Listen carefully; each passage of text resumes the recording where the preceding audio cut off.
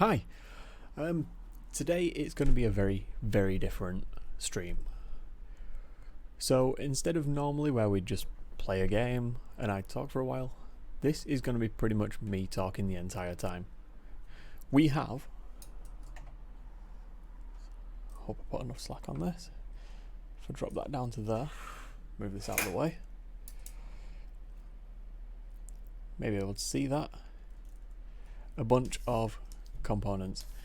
It's going to be, they're all very small, and I'll do my best to show you everything as we do it, but no promises because, like I say, they're very small, but I'll do what I can. But before we do that, let's take a look at how we got to this point right now. Thank you, Future Paul. So for years I've been playing games like American Truck Simulator, Farming Simulator and a whole host of other sim games all aimed at putting you in the driver's seat, so to speak. I've always enjoyed them, but also felt like something was missing. An easy way to look around when using a steering wheel or other peripheral that moves you back from the desk or takes your hand off the mouse. A few years ago I bought an Oculus Rift to try and fix this problem, but the only time I've ever experienced motion sickness was when trying to play American Truck Simulator on the Rift. So I was back to the full steering wheel setup, but a fixed viewport that didn't help when trying to turn corners or generally drive in the game. Enough was enough, and so after a couple of hours research I stumbled upon this page about adding the EdTracker to Euro Truck Simulator 2. Now, I know that Euro Truck Simulator 2 and American Truck Simulator are basically the same game with different textures and maps, so if it works for one, it should be easily modified to the other, right? Only one way to find out. Another bonus with the EdTracker solution is that it's compatible with OpenTrack software and should work for any game that OpenTrack supports as well. Looking over the parts list, we have a few key things we need to source. The first being the Arduino Pro microcontroller, making sure that it's based on the 18MEGA32U for 16MHz Atmel microcontroller. The next part we needed was the gyroscope. For that, a GY521 MPU 6050, 9150 or 9250 was needed, but preferably the 91 or 9250 models thanks to the built-in magnetometer giving them superior tracking ability over the 6050. The key part to look out for though was that whatever we bought would work with 5 volts power. Finally, we have the option to buy a switch for resetting the calibration on the Pro Micro side. A cheap push to close switch would do the trick here, so I found a pack of them and added everything to the basket and checked out with next day delivery. So quick side note, I ordered all the parts on the 15th of March before Amazon started limiting non-essential deliveries, and as of this recording they still haven't arrived. So it was a quick eBay trip looking for UK only listings, ordered, and within 2 days of ordering all but one of the parts had arrived and my Amazon order was subsequently cancelled. The parts are roughly the same as the Amazon order, with the only changes being the button shape and size and the Pro Micro board branding. Anyway, back to it. So with the parts ordered, I needed to find a way to contain the electronics and mount the unit to my head. After a quick scroll through Thingiverse, I came across these two cases. The first, the EdTracker case for version 2 PCB and MPU 9250 by Quicksilver, seemed like a good bet due to the increased size giving us space for the wiring.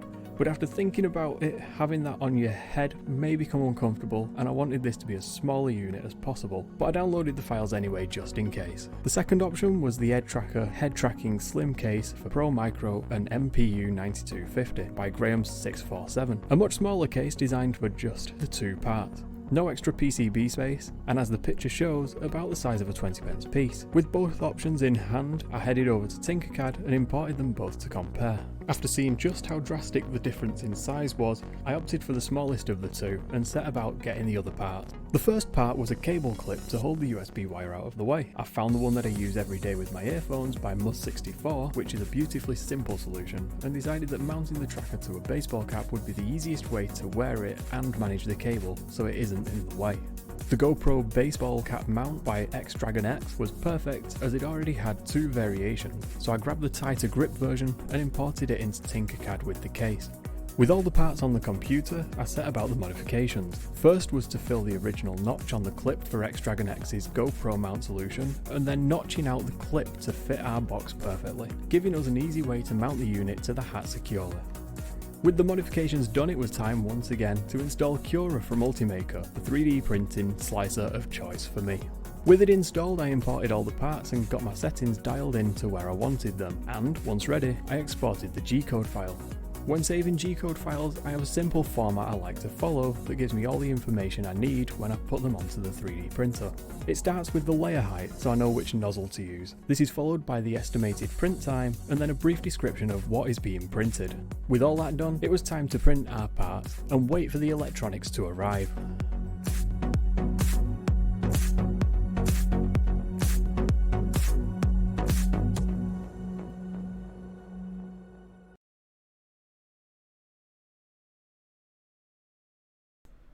And that is how we got to this point. Now, what we have here is our Pro Micro controller. And also what we have here are two F9 fans from Arctic hooked up to the plug, and that's what you can hear in the background. We also have the MPU 9250. We can get that in as well. And what we have to do now is attach all of the wires. Now, up there is a wiring diagram. I'm going to switch to the one on screen here as well, so I can see what we're doing as well as you. Should really put that back first. Yep, perfect. Right, as I said, I'm not quite sure how well you're going to be able to see all of this, but I will do my best to make it watchable. So this is the original box that we printed, and it turns out this was just a little bit too small. When you put the Pro Micro in, it'd sit up on this lip, and that was a pain. So we got rid of that, and we printed this one, which, if I take the lid from both of them, that's the difference right there. It's point we can turn that on as well. So that's the difference between them. New one, old one. And there's not much in it, but taking a look at the bottom one, you can see the one on the left has just a little bit more room on the inside, and that is all we needed, that little bit. So we have a new case for it. My plan is to take our motion tracking bit, and there's a little lip there. If we can sit it in that, which it sits in perfectly, I'm then gonna put a couple of dobs of hot glue on there, and dropping it like that probably wasn't recommended. We also have our cable clip. Not my best print ever, but it does the job. And we also have our hat clip, the tighter version, as I said in that video, with the notch. Now the notch was built for this old case. As you can see, it fits perfectly. The new one, being a little bit bigger, doesn't quite sit in there flush, but it's getting hot glued in anyway, so shouldn't make much of a difference. Okay, so, oh yeah, and this is our switch. The new switch is a lot chunkier than the old one.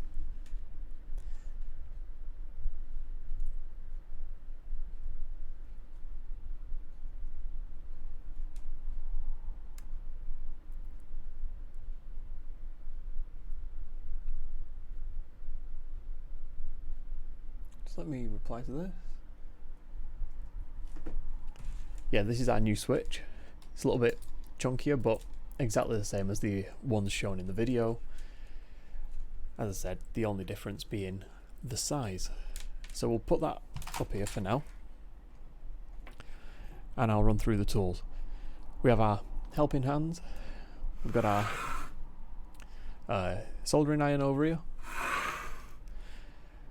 silver line solder, which for some reason when I bought it, it was lead free. This isn't lead free. Got our Rolson wire cutters, but we have our fans blowing straight across, vents in it, box of wires ready to roll, and we've got hot glue gun, stuff like that. Pretty much everything that we'll need. I even managed to set up the light as well. Okay, so first I'm going to need the wires coming off of this. 1, 2, 3 are all black. 1, 2, 3, 4, 5. Okay. They don't need to be really long. So we'll go 1,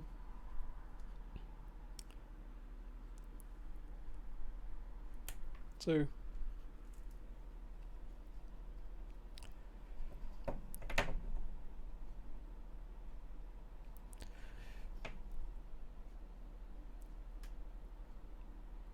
3. It's hard to see everything with this mic here. Now I remember why I used to wear the lapel mic all the time.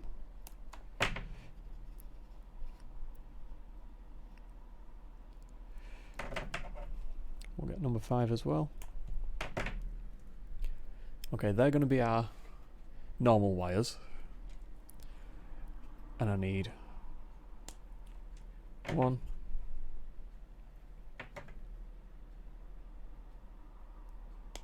2,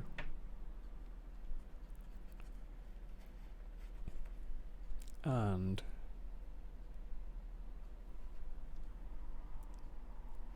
3. I'm going to need one more of these because I'm pretty sure there's 2 that come off of the... Yep, there is. So we've got 3 small ones. We've got... Whoop, my bad. And a long one for our ground leads. And then we've got those wires there for the rest of the pins. If I pull this down, how's that? Can we? Yeah, you can just about see that. Okay, so now I'm going to strip a little bit.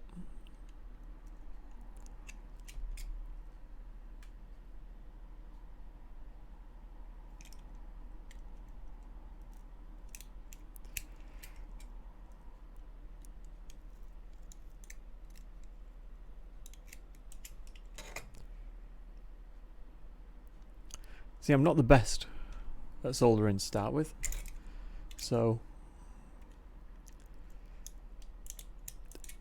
don't judge too hard.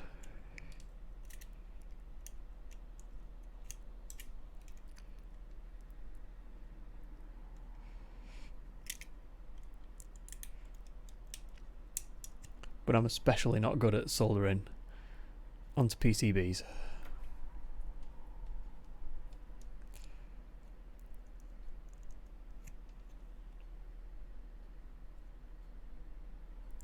Just gonna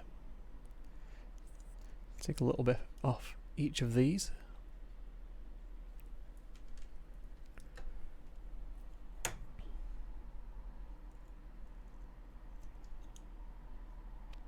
I've just realised I don't think I actually need 5 of these.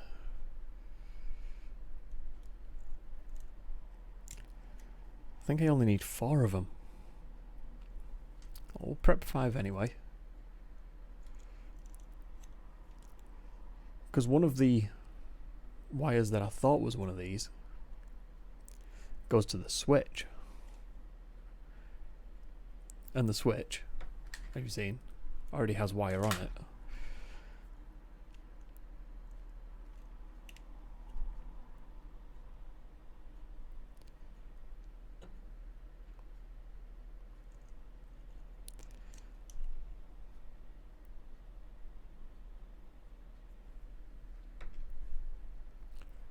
Right then.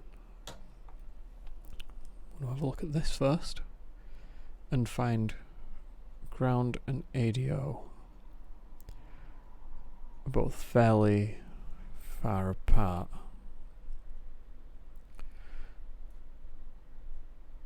But one of them would do. What I'm thinking is if I can get some of these, and on this one, I'm just going to turn it so I can see it.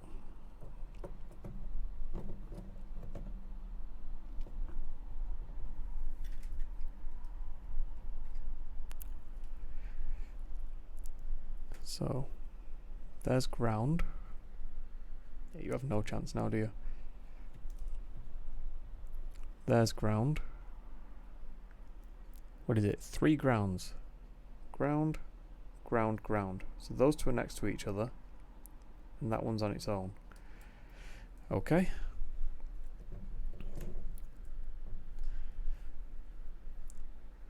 Let's see if I can get this to where you can see.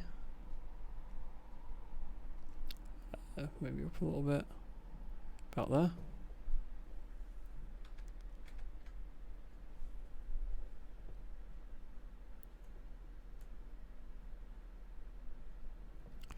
So we've got 2 grounds here, one there, and another ground down here. And all of them need to be connected, all grounds and one side of the switch. So what I'm thinking is if I can get 3 wires coming off of this and bind them, then I can get 2 wires coming off of this and bind them, then just solder them two to the end of this as well. That's my plan. So to do that, I'm going to need more black cable. I'd say probably about that much will do us. And I'm going to split it about there, about there, and about there.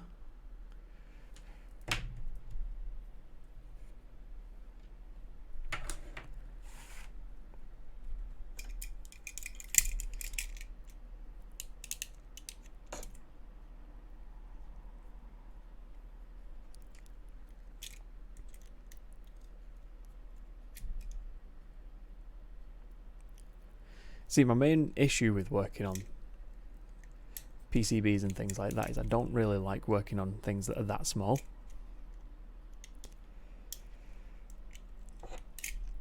Because my theory is the smaller it is, the more delicate it is. And them two can go in that. This is the bit where you probably lose almost all visibility on it, unless I put it there. There you go.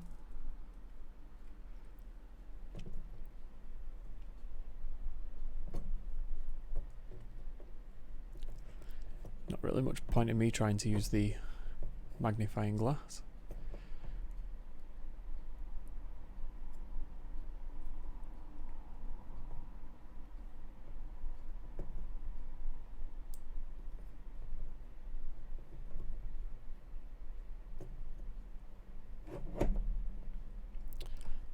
But if I can get it to the point where it's usable by you,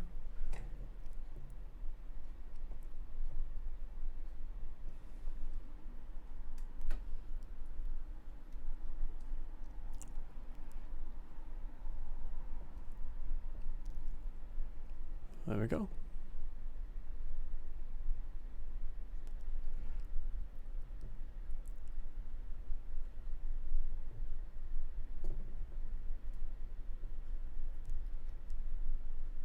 So now you actually have a better view of this than me. Well, here we go. Okay, so on this back side, I need the wires coming in from the top.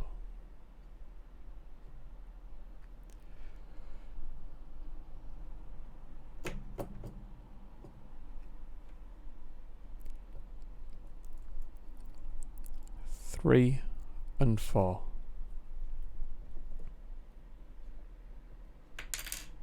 Whoops. It's always useful, isn't it?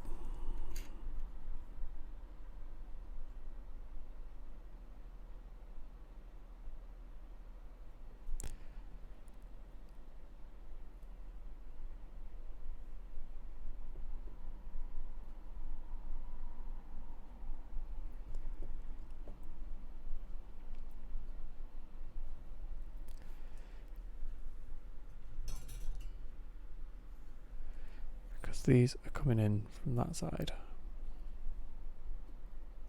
Like that.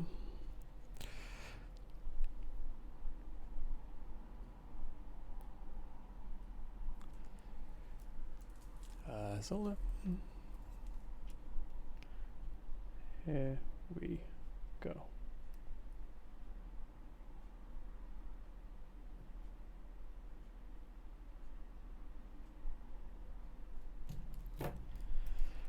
Now I'm going to need the magnifying glass for this, but if I can get them at least secured so they're not going to slip through, I'll be able to just, like, I know that's not soldered to it, but tell you what, I'm just going to do it first time properly.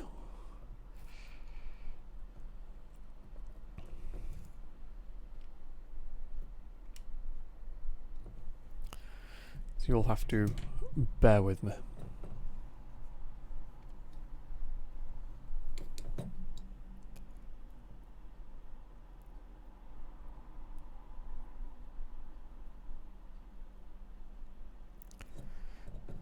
First one.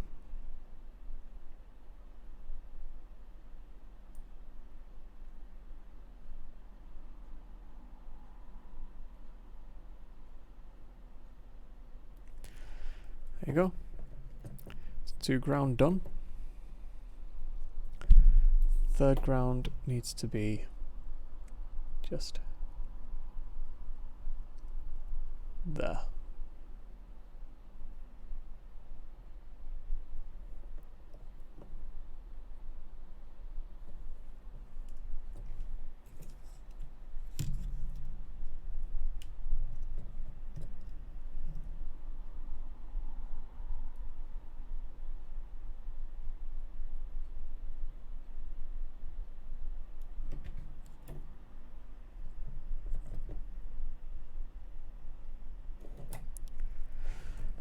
There you go.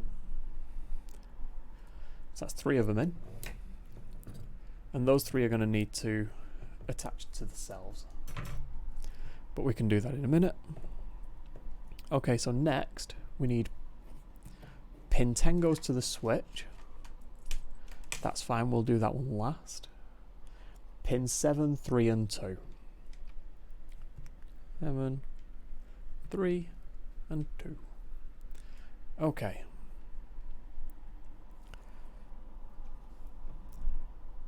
Pin 7 is there.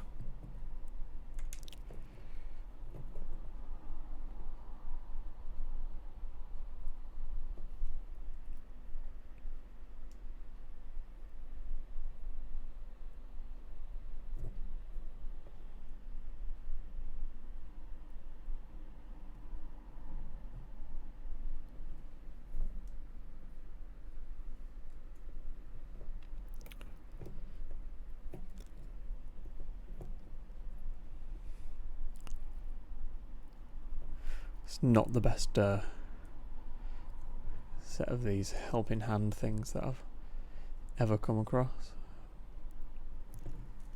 if I'm honest, but as long as it gets the job done, then I'm alright with it.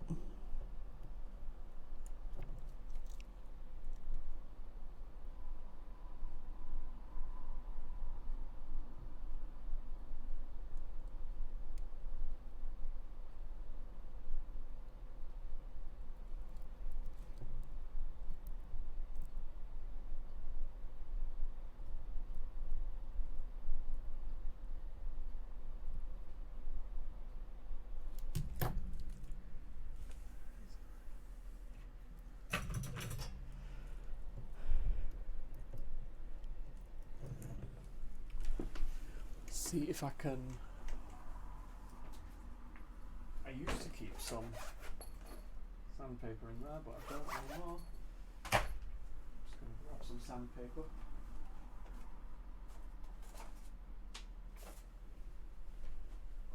Bear with me.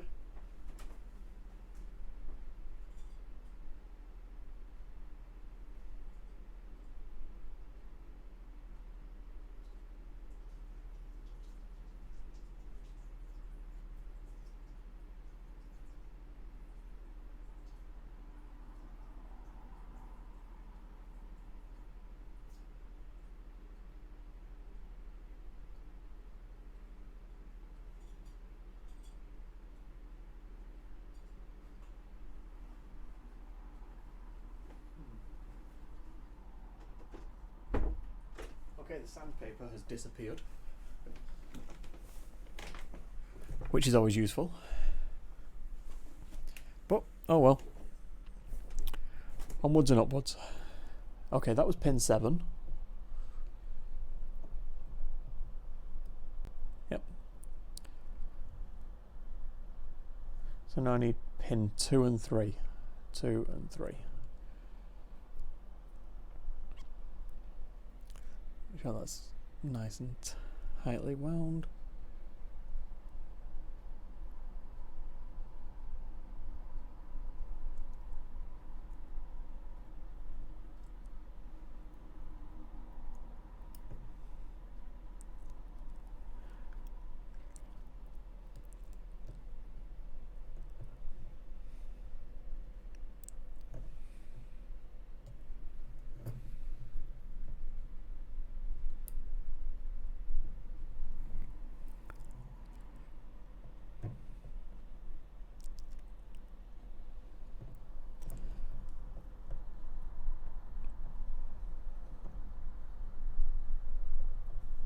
I don't remember how I did it last time. I had the USB microscope on.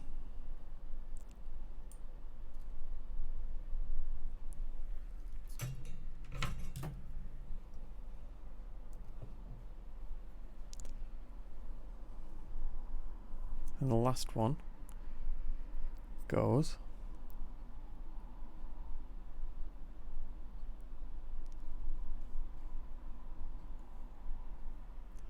I thought that had started taking cable.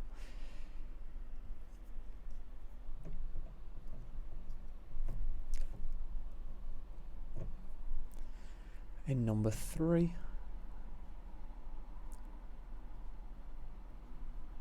Right there.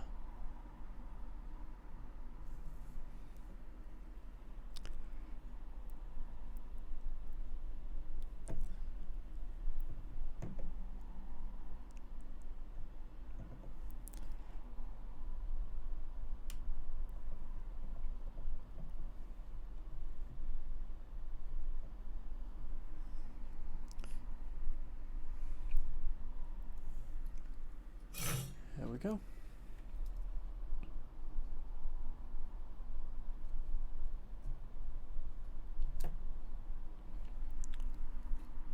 Okay. And now I just need to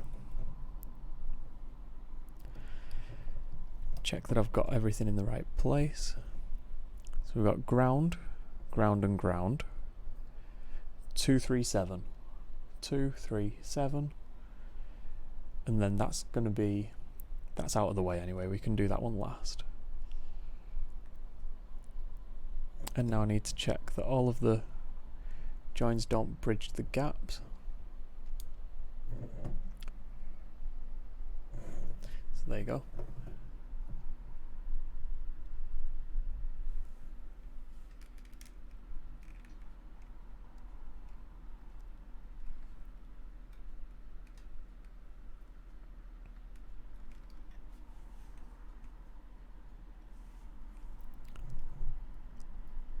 Here you can see it all a little bit better now.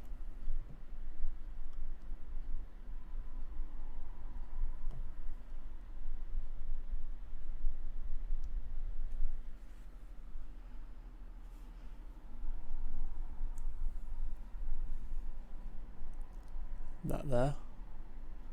is all of them soldered apart from the one coming down here, which is going to be our switch once we've got everything else done. So take that, put it to one side, and then we're going to need this one, and these wires are going to go this side of it, and luckily it's got some mounting holes that I can use to grab it with. Okay.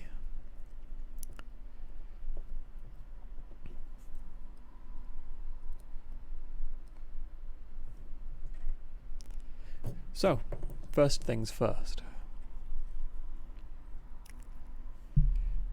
Doesn't really matter which way around they go. We'll just tighten up the coil on each of these wires.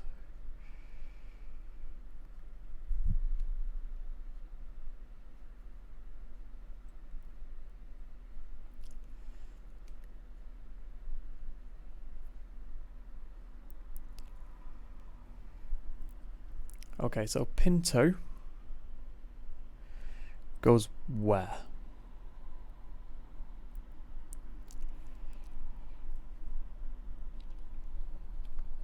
Pin 2 goes to SDA. SDA is that one there.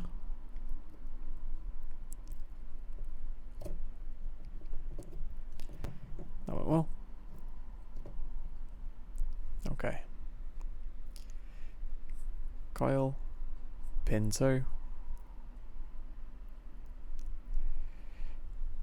SDA,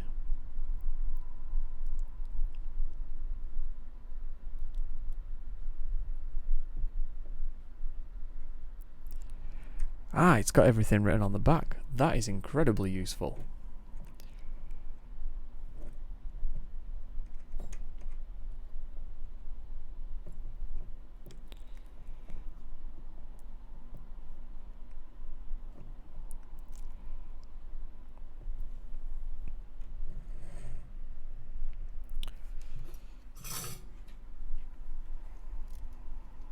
Okay, so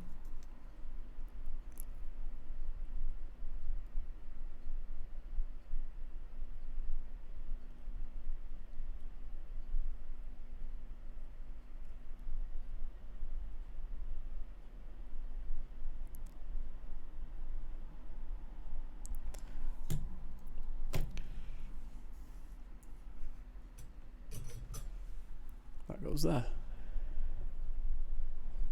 Next, pin 3 goes to SCL, right next to it.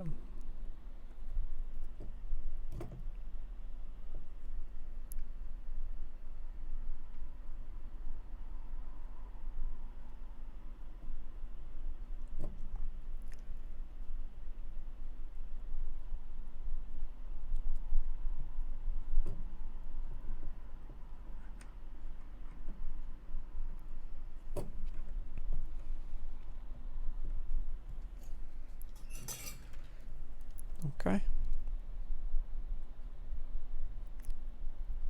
Heat it up a bit.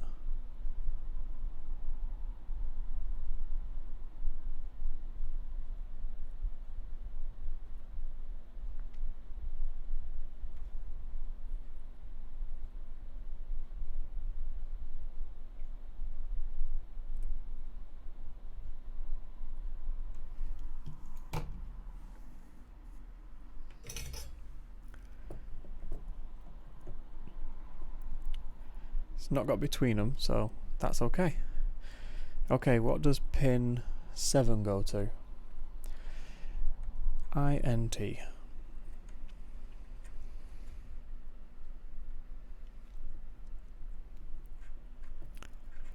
Just there.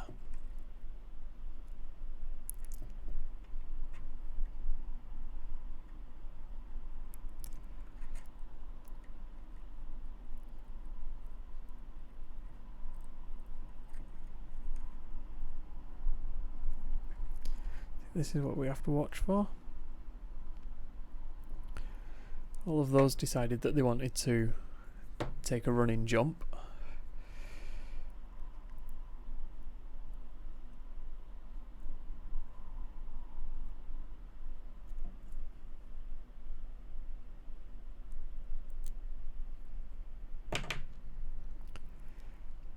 And if any of those touch another pad, then that's not going to be good.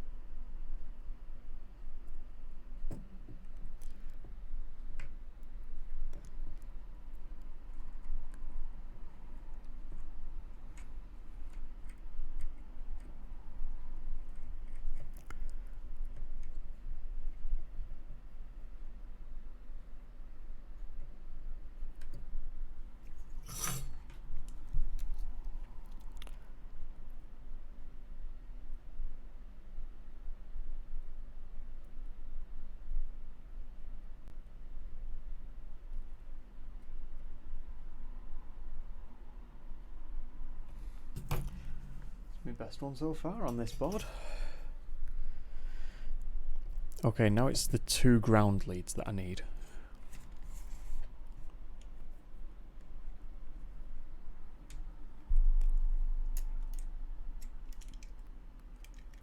So I need one of them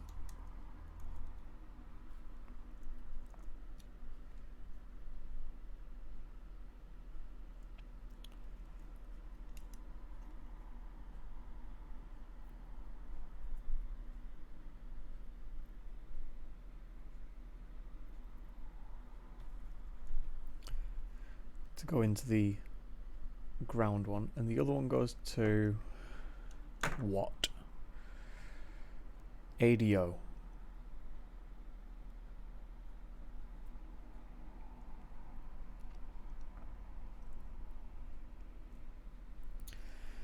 Okay, so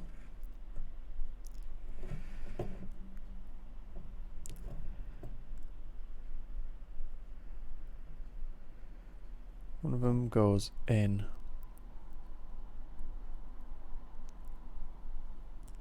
there.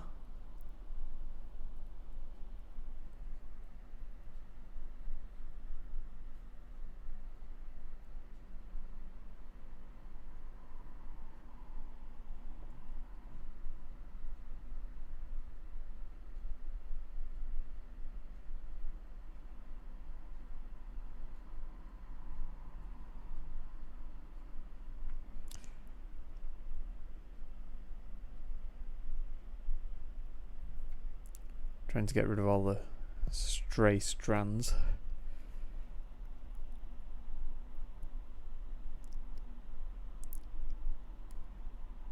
Because as I said a moment ago, if they bridge a gap between 2 of the pads, then it's not going to be good.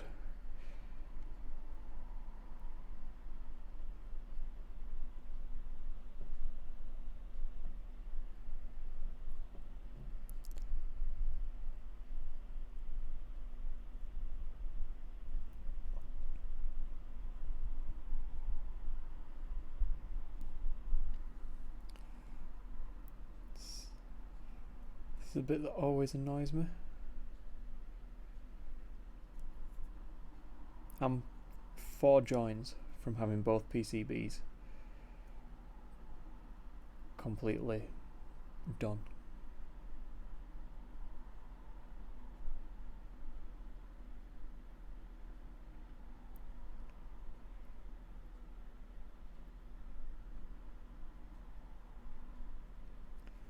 If I just take some and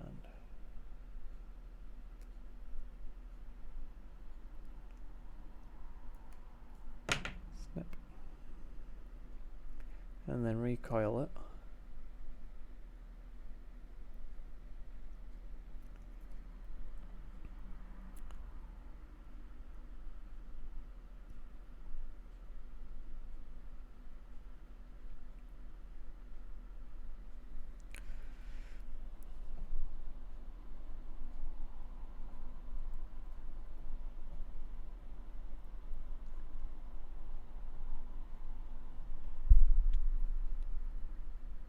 This one really doesn't want it, does it?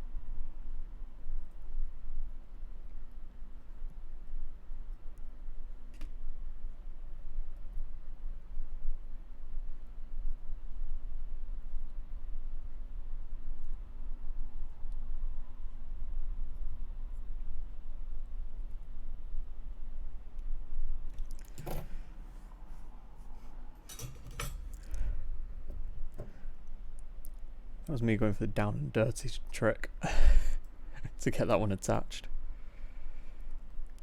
Okay, we'll neaten that solder up. No traces there, is there? Nope. So as long as I hold it there.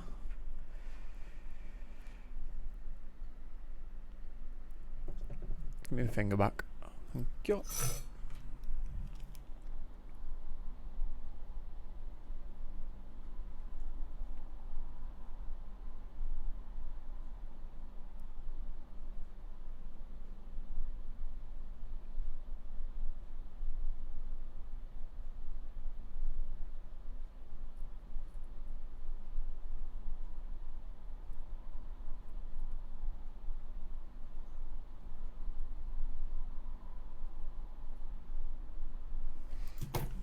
I like it. Now the other one should be here.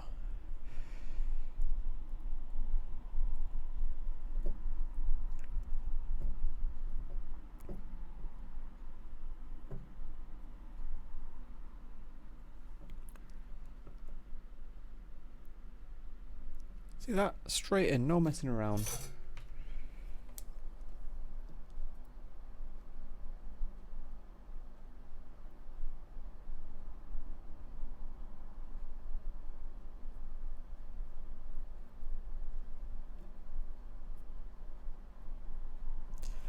And that is my best one so far. Okay, switch. Again, we'll save the switch till last. What I need to do now is attach these ground cables together.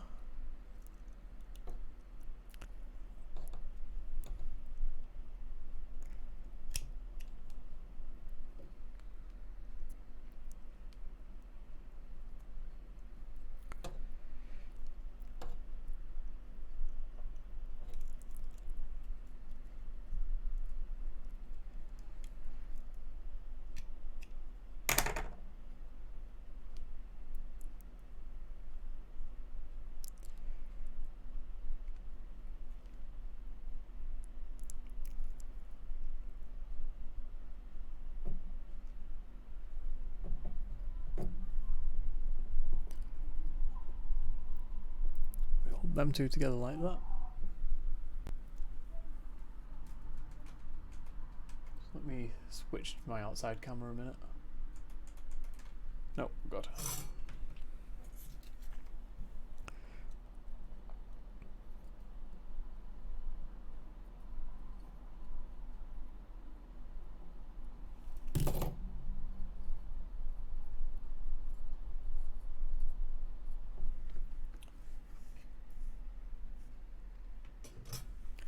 Let's say they were together. Now the same on these three.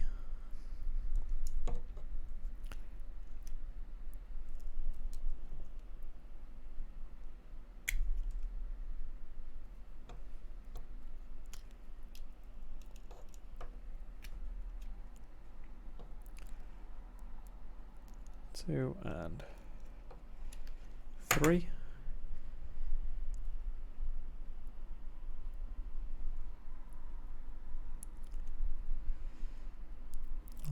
together. Okay, then we'll get them two together. Then we'll bring that one in.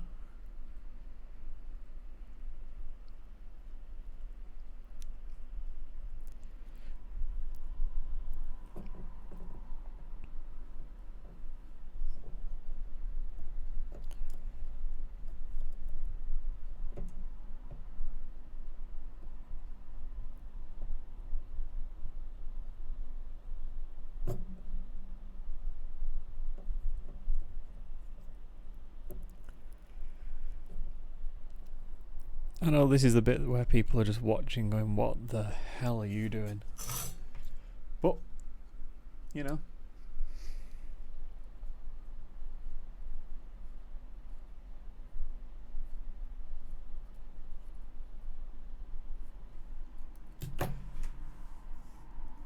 Deal with it. Well, you have to. Just want to make sure I've got a cover that'll go over them. Yep, perfect. Right then. So the switch now goes between. Oh, here's a question though. Do we want to put the switch through the entrance to... I've lost all of the 3D printed parts. All of them. All gone. Oh, there they are. Okay, so the question is, there's not going to be enough space through this hole for me to get the wires out of it for our switch. So I think what we do is we just seal it up and we'll like make a little notch in the side at some point.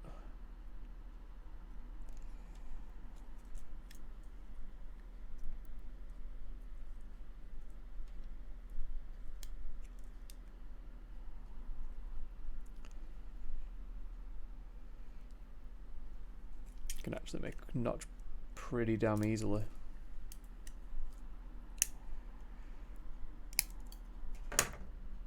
Tell you what though, this wire is blooming stiff. It's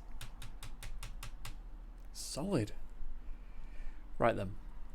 So one side of it goes to pin 10 on this, which is this top corner.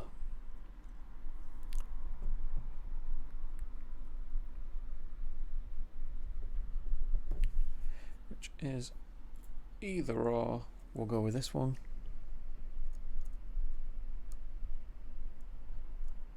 Right then. So it's going to be too thick as is.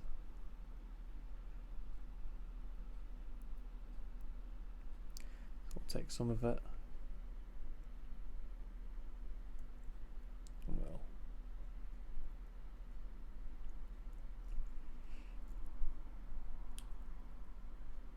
give it a little haircut.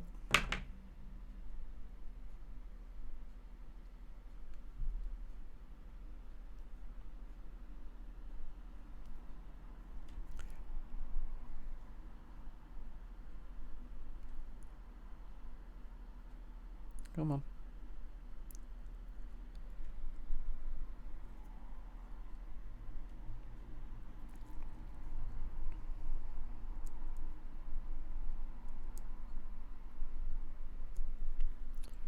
Still a little bit thick. There's a couple of strands that seem to have volunteered themselves. So we'll use them and give them a little snip away.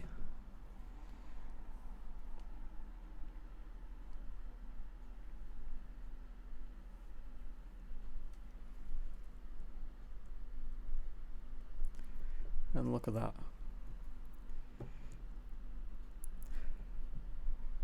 I'd say like it was made to measure, but kind of what I just did.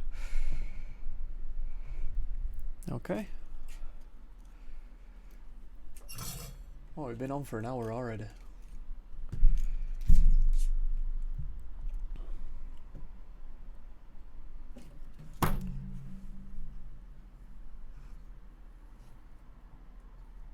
And if I'm honest though,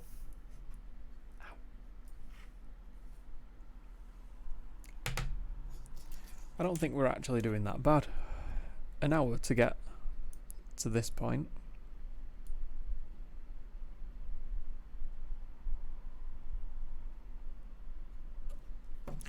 I would consider completely acceptable.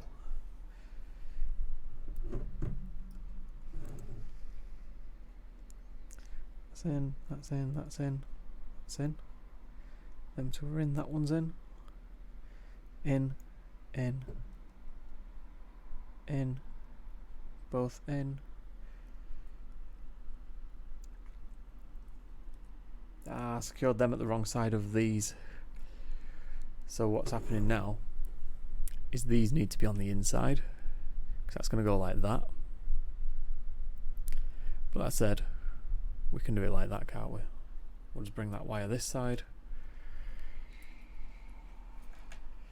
Grab this wire.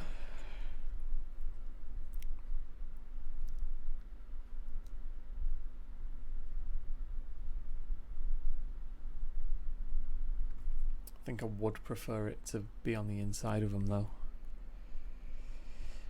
So that's going to go there, that's going to go like that.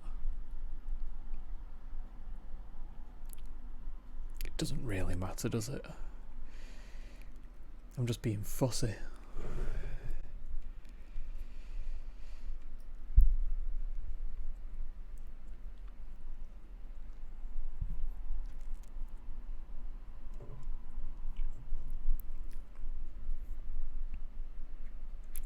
Right, if I grab this with that,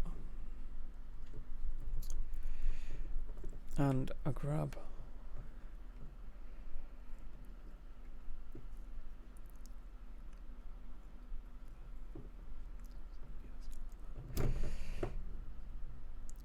that with them,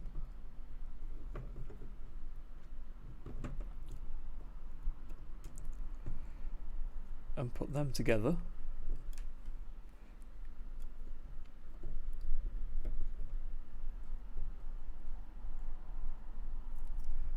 like that.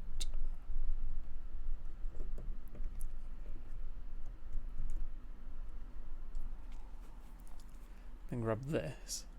I think I'm going to upgrade from this even to this. Chunky bad boy. We'll go with another one as well, just to taper down. Yep, that'll work.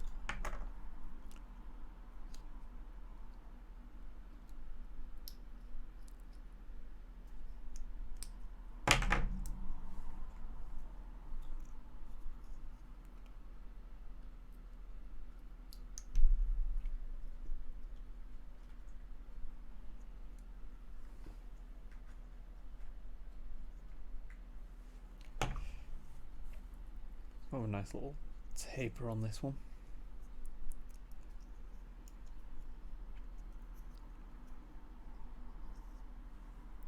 There we go.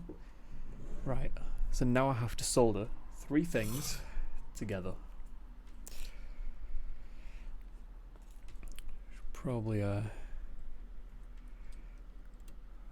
find a way to hold that for a minute first though. And preferably not hit things with the soldering iron.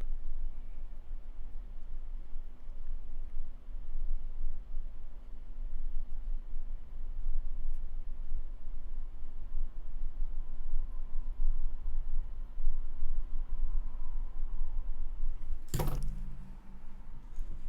we go. Right then.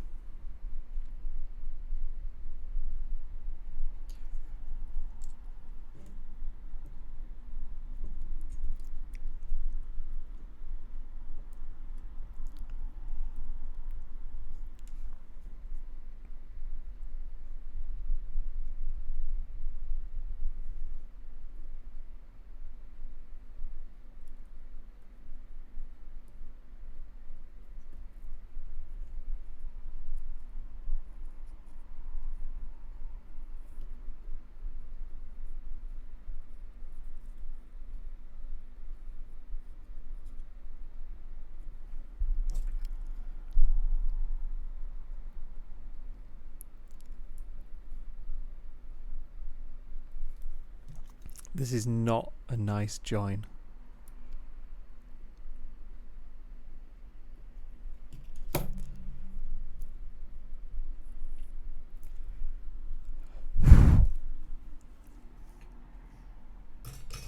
I am liking this amount of airflow that's coming across the desk though.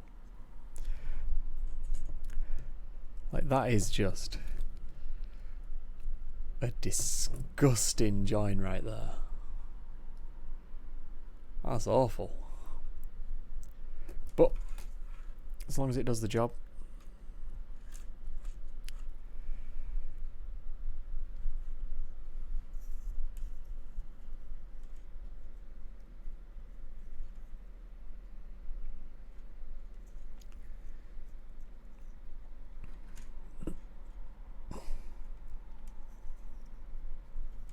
Can't even get this over it.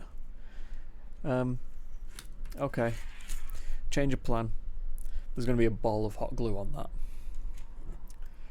to insulate it. So I might as well keep these out. Grab hold of that wire with that. And we'll turn it about there, I reckon. But for soldering, we should be done.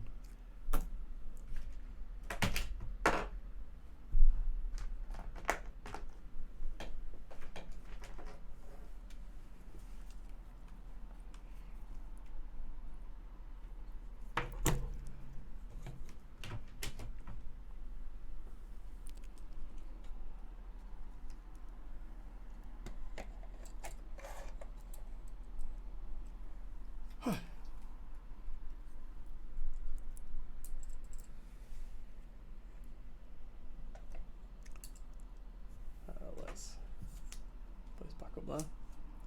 Everything seems so dark now. Now that I'm not focusing on a really small area. There we go. Hi again. Look, if I turn that off, how dark is that now?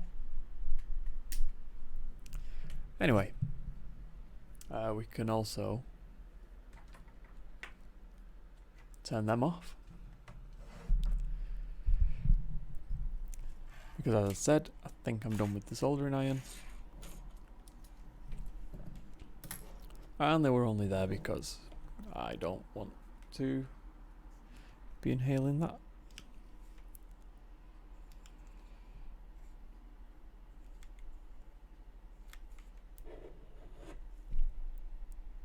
Really hope this stuff scrapes off desks easily.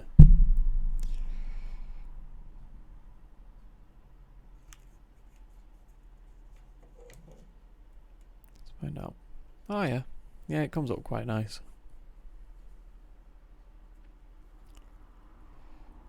You're a good wire. I mean, there was actually another way I could have done this. If I'd have taken these and soldered them onto the boards, I actually have some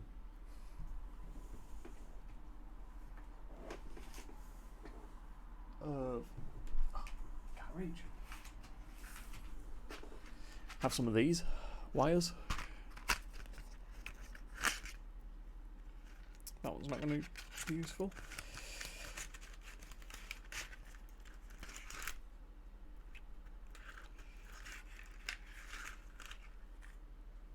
That's 4 wires I've pulled out, and not one of them is useful for the example. 6 wires. There we go. So yeah, got wires that look like this, and ones with these on both ends. So what I could have done is, if I'd have soldered these on, could have just plugged them in. Would have probably been a lot easier.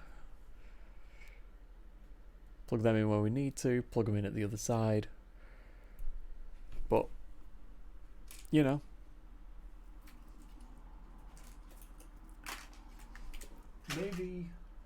Maybe I'll do this entire build again at some point.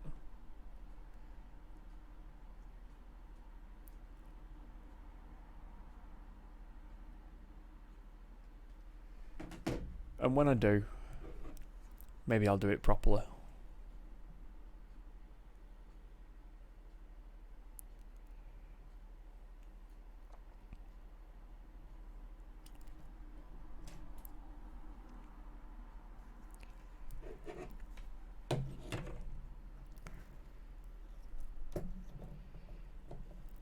So one side.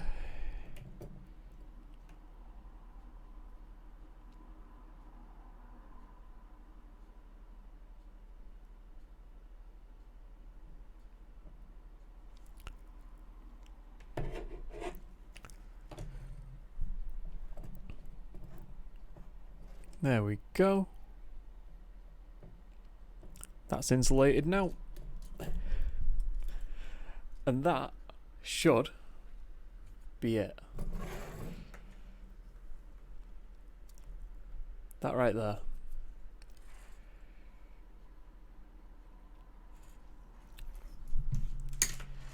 So now,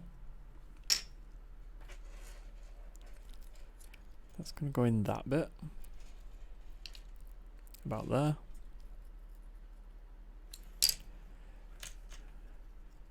And this bit should slot nicely into that.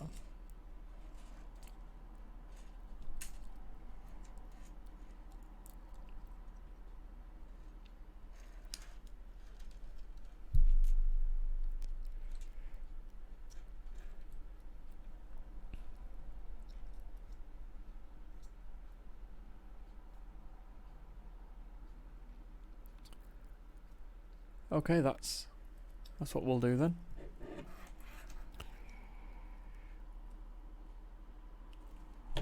We'll put this bit in the lid, like so.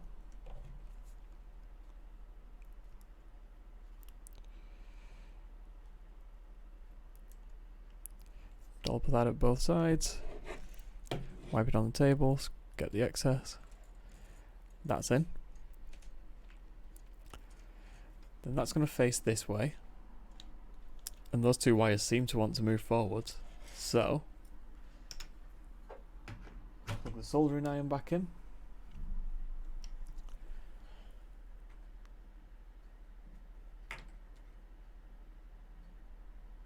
Turn the fans on low. On low. There we go. Set it high. Okay, so now we're going to want a hole just here.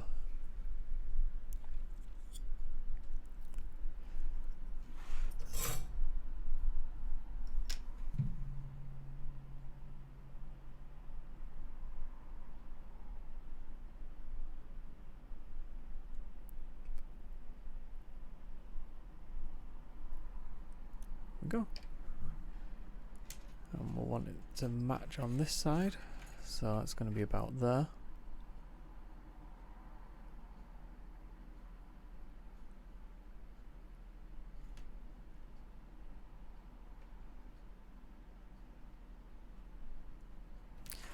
There we go. That should now fit. So this goes in here, like so.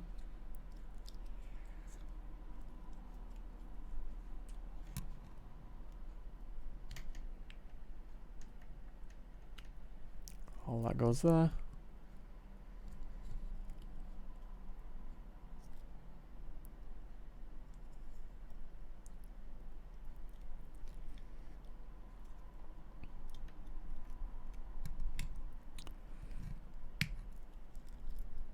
That giant solder ball in the middle.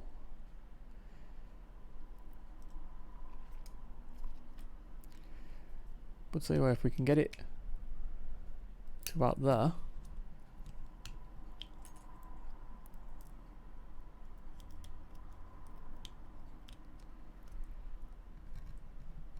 I would consider that.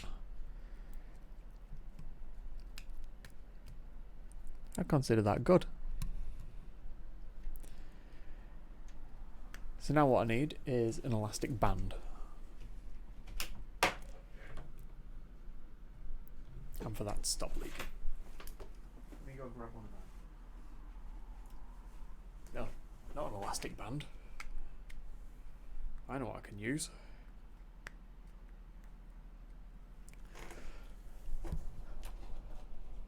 But I don't have any loose, so.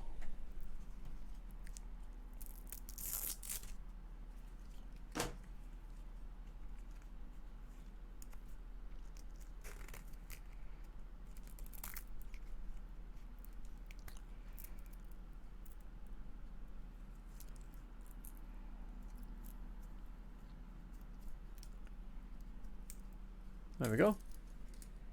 That'll do for now. Once I've checked that it works, what I'll do is I'll put like a couple of vertical lines in with the soldering iron, which will blend the plastics. Plus I'll put a bead of hot glue around it as well. Oh, that was still melted. Oh well, it's fine. Try and clean this off. Right. Okay, so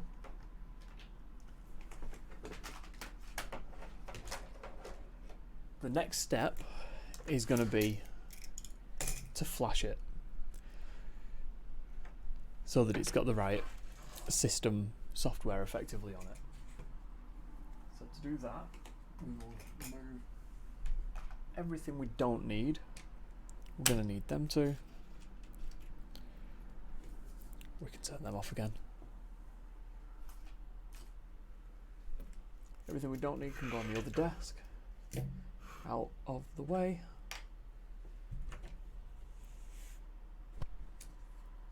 Also on the flip side, that old box that we had would definitely have been too small.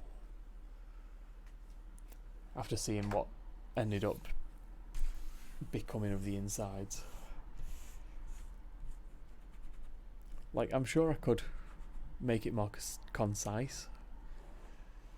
But hi, it's a head tracker. So what it's going to do is, on games like American Truck Simulator and Euro Truck Simulator, this is going to be mounted to this. And then that's going to clip onto the hat. And so once that's there, it should hopefully allow us to look around in the game. Hopefully. But I'm just about to flash it with the software and hope for the best, really. Once I've cleared the desk so I can actually use the mouse again.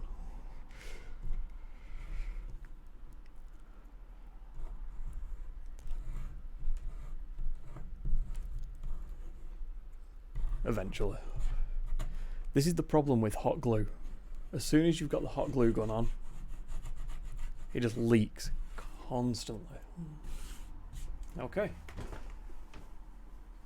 Clear it.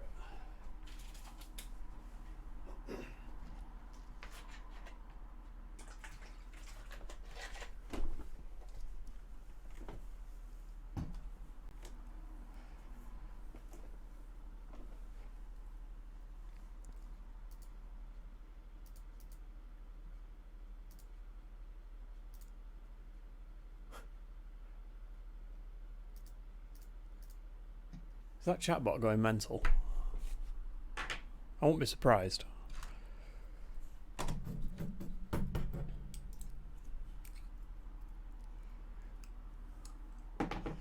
Give me a minute.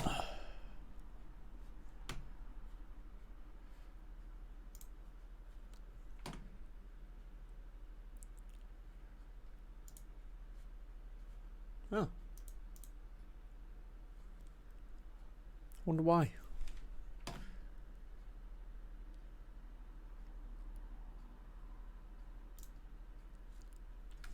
I've no idea why it did. Right. So next, USB wire.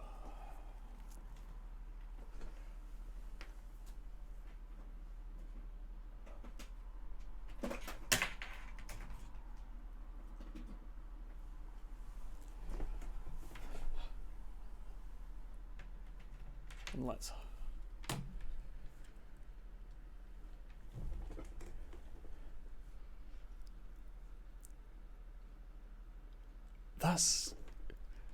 That's very weird. The word gyroscope. I can't even think what that'd be near that could be offensive. Gyrate? Which isn't an offensive word. Let's just be clear there. Fair enough. That's weird.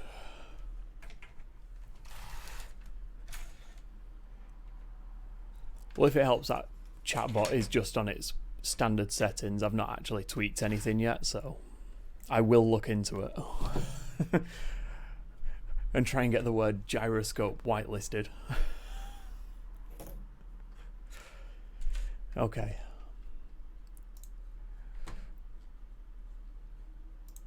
So I need... excuse me.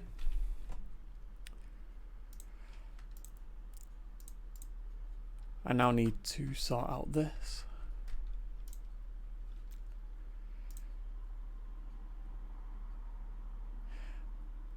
Yeah, I was reading about the drifting on them, and there's some that are built with the... I'm not going to open this again because you just saw how long it took to put in, but the board that's in there has the magnetometers on, which should help with the drift. It should keep the gyroscopes fairly centered. Again, hopefully.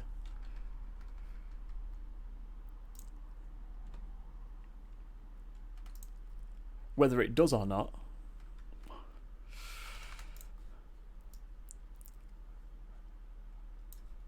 like I say, I'm just currently hoping that all this works. Like, it could be completely pointless and not work at all. But I'm currently just sort of flicking through the guides trying to find out what I need to install. So I should be good if I can just run this file, which I'll just extract.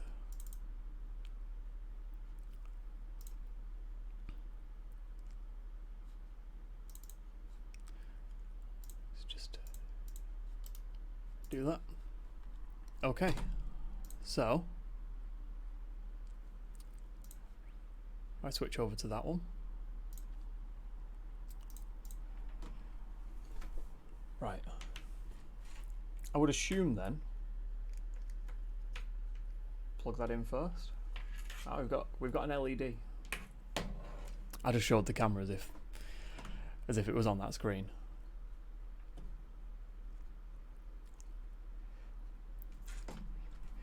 Yeah, see, I was wanting something like the Tobii EdTracker,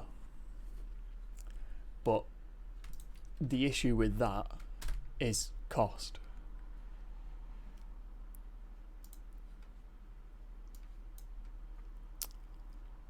So where this cost...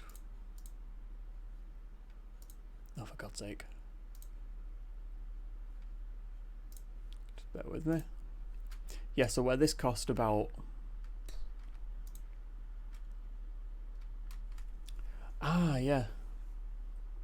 PSI cameras. See, I do have one knocking around. I just don't know where it is. Like, at all.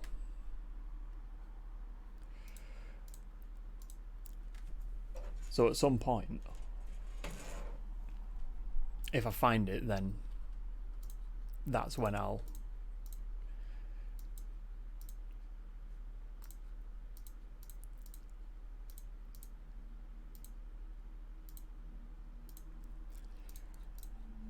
Yeah, when I find the EdTracker, that's when I'll be able to use that one. But the other solutions I was looking at were like the Track IR stuff that I tried setting up when I was like a teenager years ago. And that sort of works, but The problem with it is that you need to remove the IR filter on the camera on a cheap webcam, and it's a lot of work for something that might not work.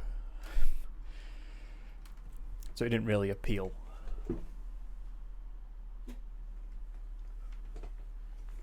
And also this solution sort of has a bit of everything going for it. It's got a bit of the technical side, and yeah,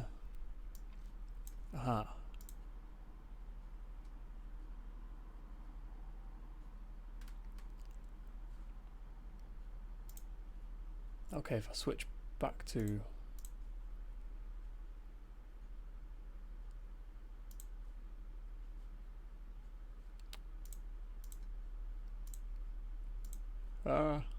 it's going mental.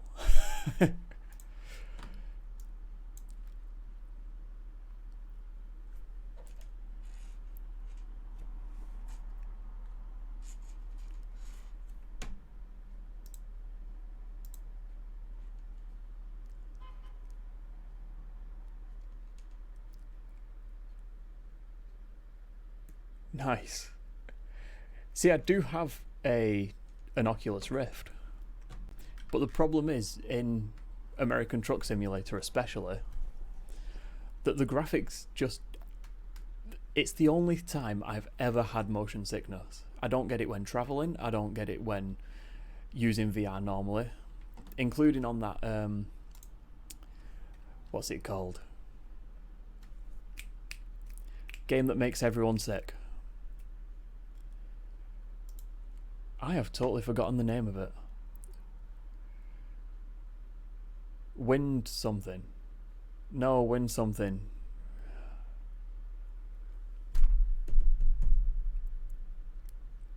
Everyone seems to get sick on it, and it's got like a hook shot, and there's basically a hell of a lot of movement. Windlands, yes, you are a legend. Yeah, so even that won't give me motion sickness, but American Truck Simulator, every time. And it's the only game with quite janky graphics on the Oculus, but great graphics on the PC, on the normal screen. No idea why.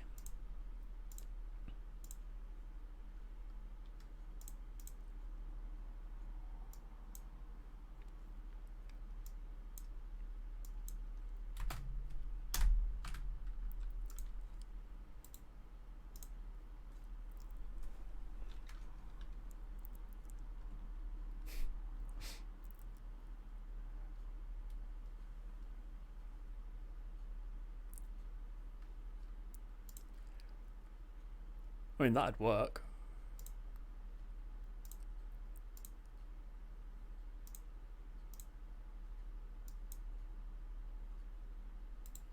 That'd definitely work.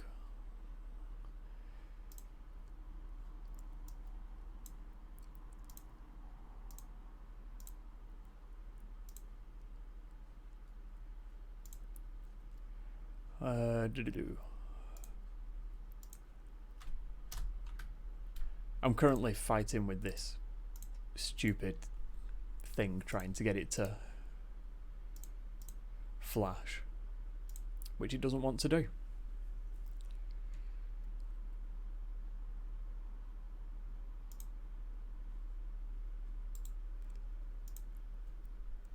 So I may end up quitting on this one. And just like going full on rage quit.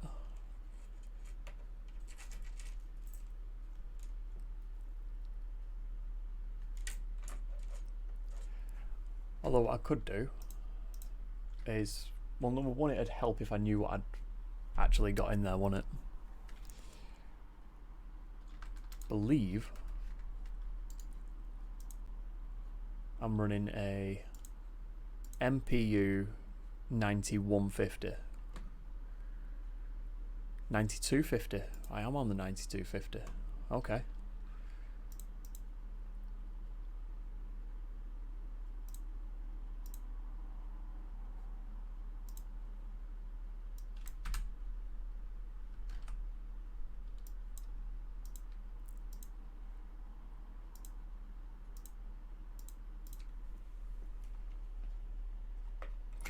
stop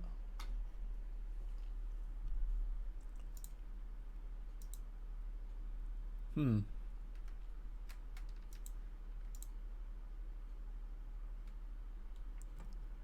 Okay, let's see if that does its job. It claims that it's now doing a thing.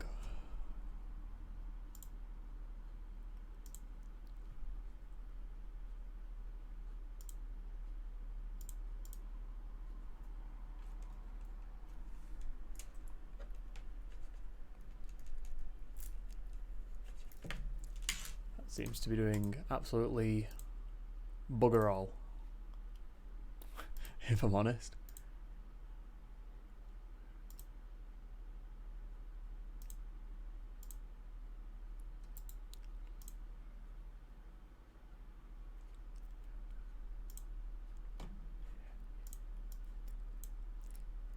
Yeah, it's just this stupid program.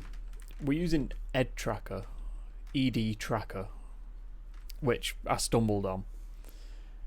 And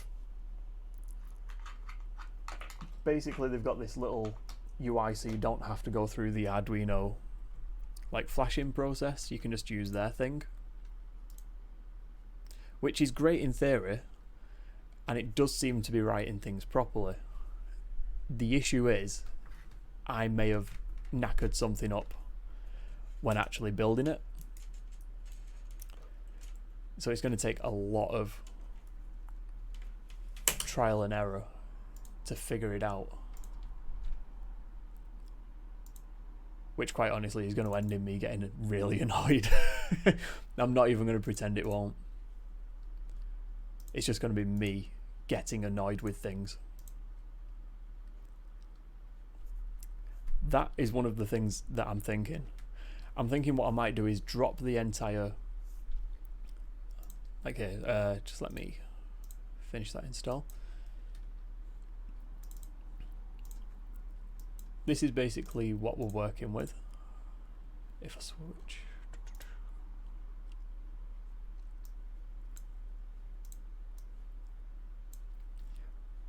So that's what their interface looks like. It's got the COM ports, it's got the versions, and the flash. I just flashed it completely fine, but we have nothing to say that it's doing anything, both on the board side or on here. No buttons work, no nothing. So that is where I'm at with it.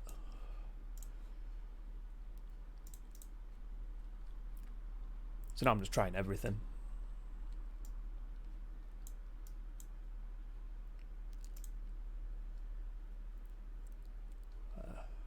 Let's go with the default thing.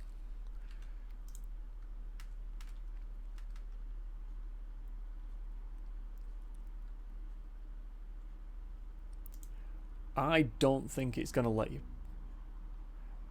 I don't think it's going to let you throw a link in the chat. But if you break up the link, it might.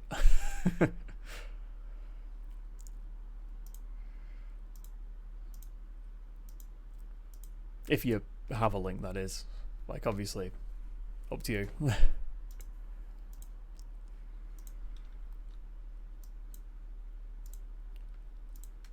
But I'm open to trying things. I mean, the grand total of parts for this cost, what, about £12? So, you know, it's one of those. If it breaks, it breaks.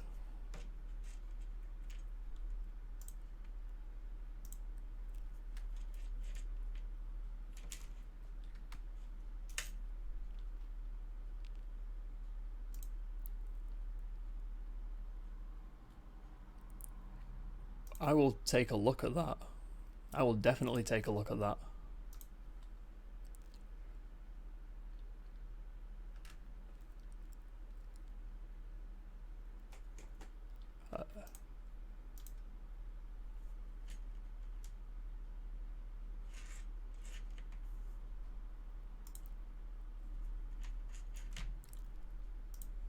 So that's...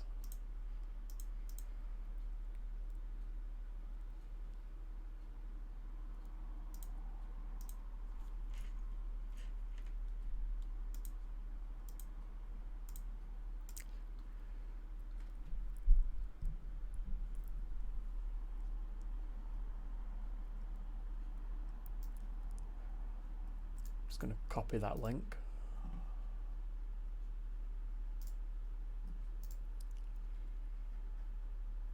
Grab Notepad.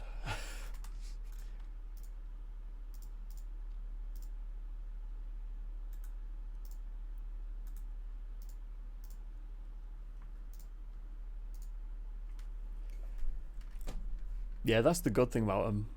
Like, all these knockoff clone things are just... I think the first group of them I was going to buy was like 10 quid for 3, so... But then Amazon decided that only important deliveries are going to be made. That was after I'd ordered. If they'd have told me beforehand, I wouldn't have ordered it.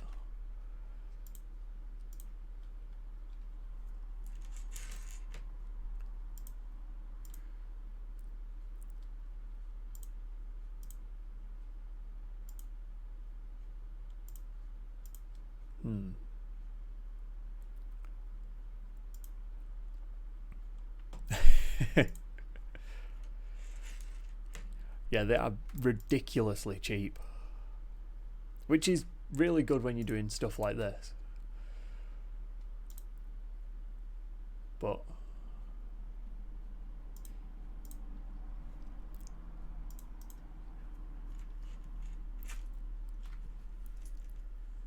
the thing is, we have an LED. Whether that's a good thing or not, who knows?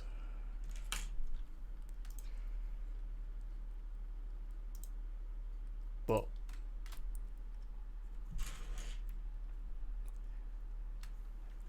here's a question for you then. Is there some form of data transfer LED on a Pro Micro? Hopefully you know. Because I've used the Uno and a load of stuff like that. Like bigger things. I've not used a Micro yet.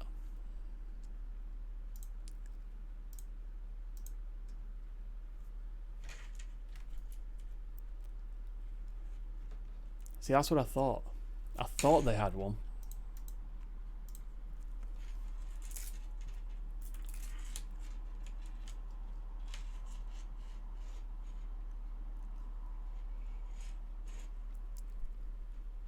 Of course.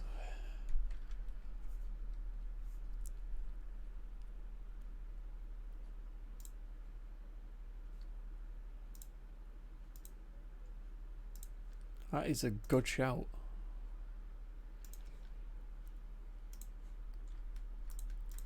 I mean, I'd love to have been more prepared and had everything installed.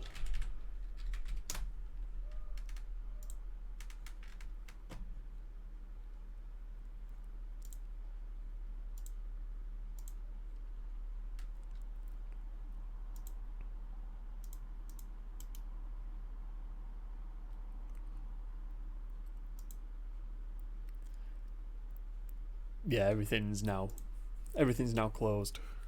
So we're effectively starting from scratch.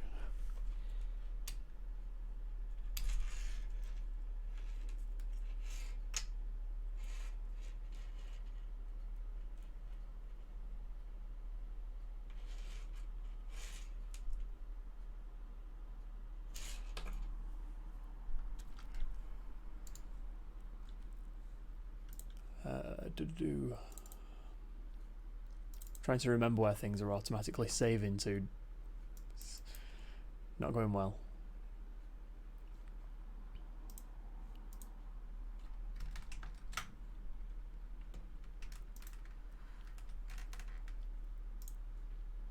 And also using Microsoft Edge is very weird.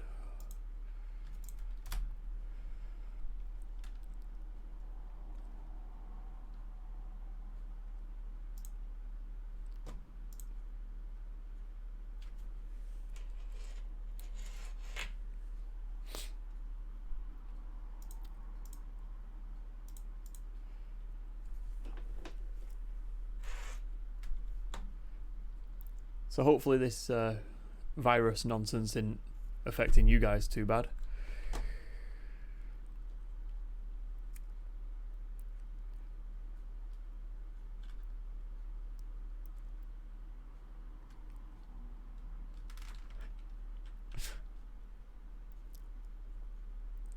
Yeah, Microsoft Edge is a pain. The problem is I've got all of my tabs pinned on Chrome, so as soon as I open it, my RAM just shoots up. Ah, that's not bad. Whereabouts are you?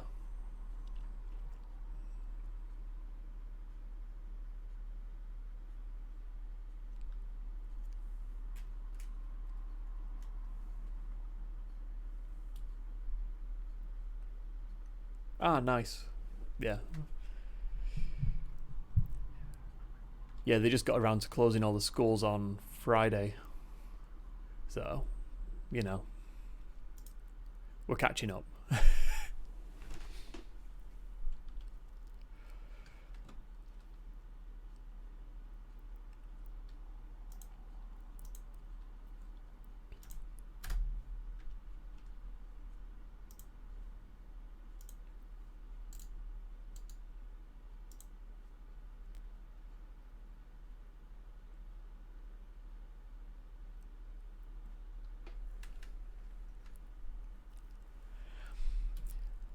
Yeah, I don't think Boris Johnson has that in him to think that far ahead.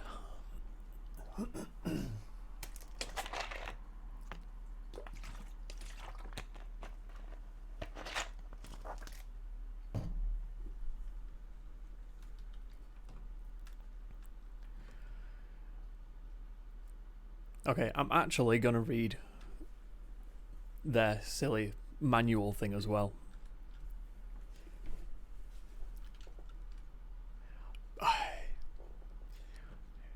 They closed the pubs, but they said they were going to close the pubs. And so everybody went to the pubs. So if anything, they just went, oh, by the way, that place that you probably shouldn't go to because there's a lot of people there, don't go. And then everybody went. Good British logic, that. They're closing the pubs, what should we do? I know, get down to the pub.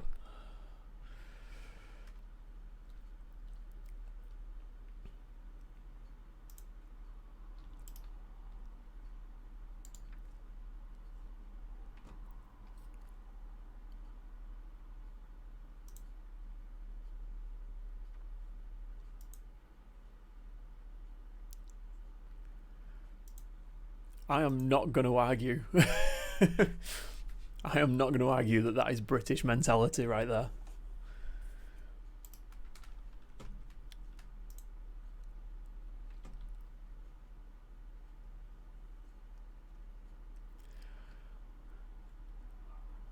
Do you really expect them to, though? I mean, honestly.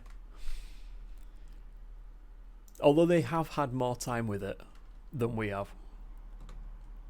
It reached America before it reached here, so, you know.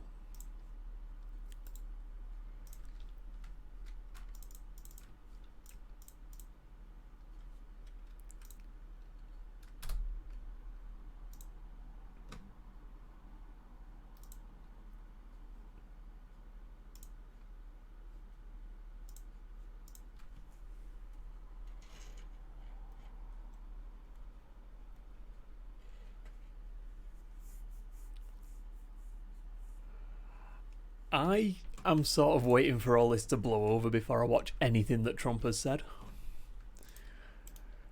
Because he's mental. He's a TV presenter. Why he's running a country, I don't know.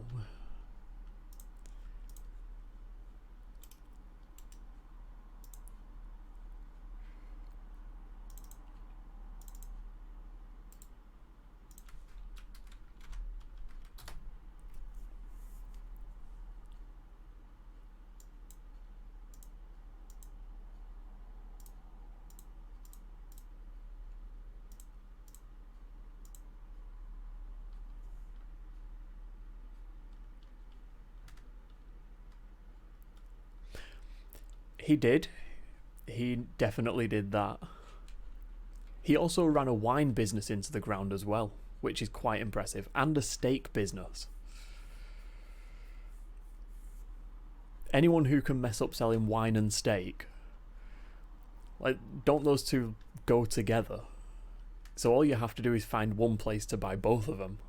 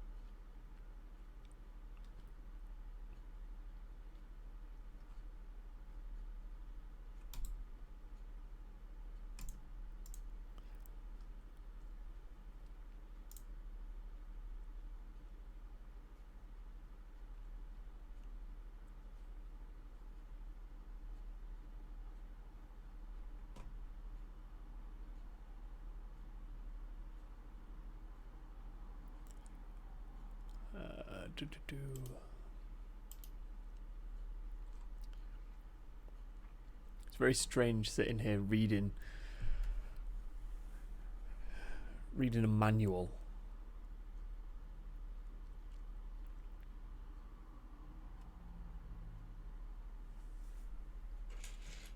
Should probably check my wiring at some point, shouldn't I?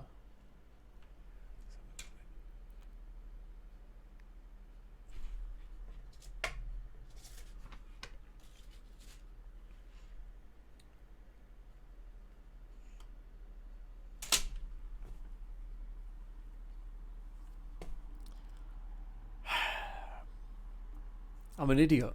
I'm actually an idiot.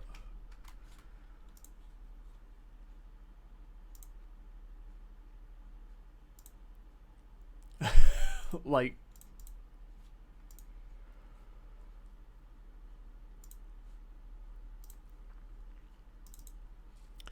have you ever done something and you think you've nailed it, you think you've got it right, and then you check it because it's not working just as you thought, and you realise you've missed the most basic thing ever?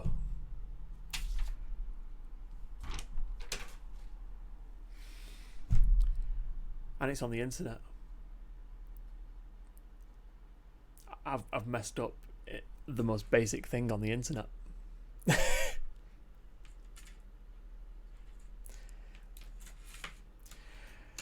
I didn't attach power to the gyroscope magnetometer thing.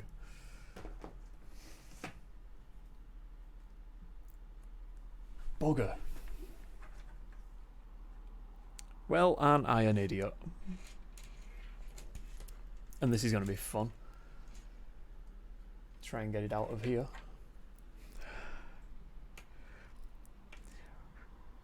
I thought when I was doing it, I should probably check that I've got everything right. And I thought, you will have. How hard can it be?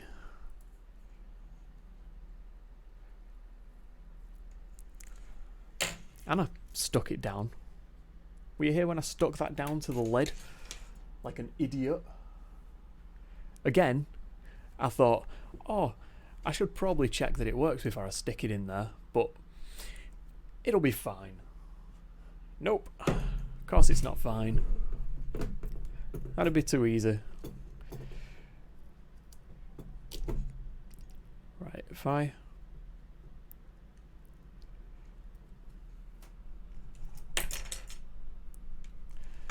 back down we go. Okay, so I have a plan. And it's to hold it like that. I cannot, well, I can believe I did that actually.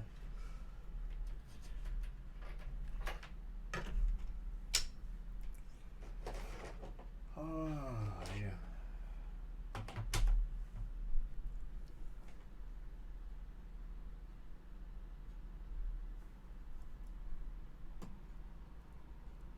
What the hell? 3 messages, 42 messages. What the fuck is going on?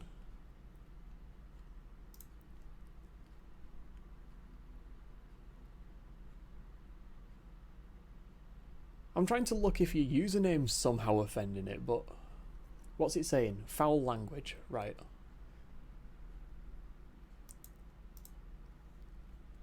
Word protection, off.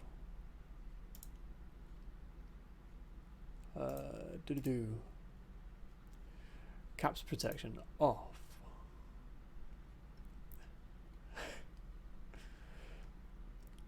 I should have used screws, but the problem is I'd have had to buy screws as well. If we leave symbol protection and link protection on, that'll be fine.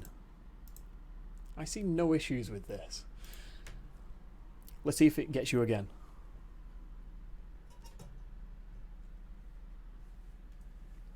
BeerByte, it really doesn't like you, that chatbot.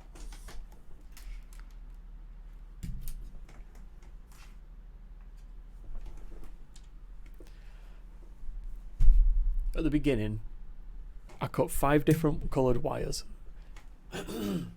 Excuse me. I cut 5 different coloured wires. This one was one of the ones I cut.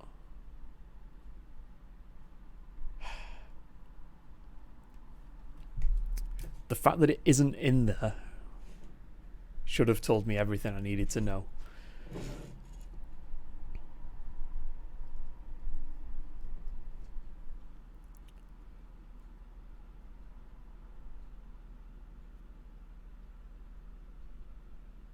Well, at least I know the rest of it seems to have been done fine.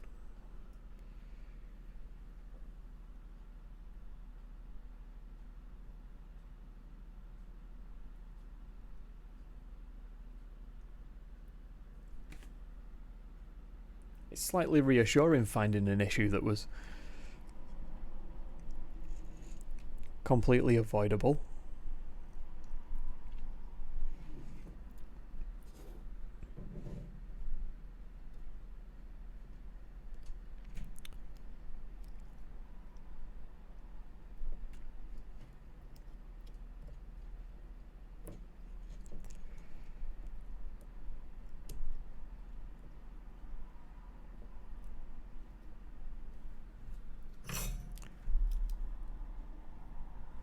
That works.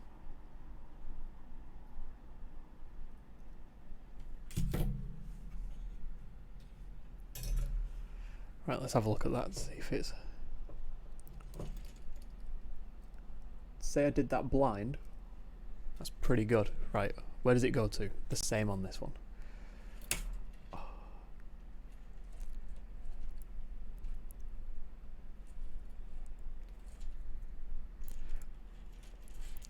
Yeah, there are times when you do things and you just feel ridiculously stupid.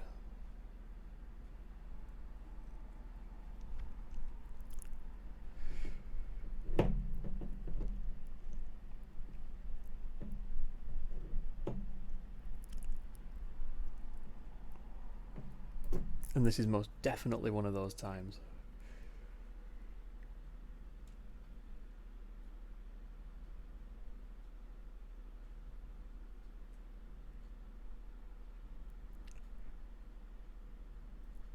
Also, having a smaller gauge wire would have been nice.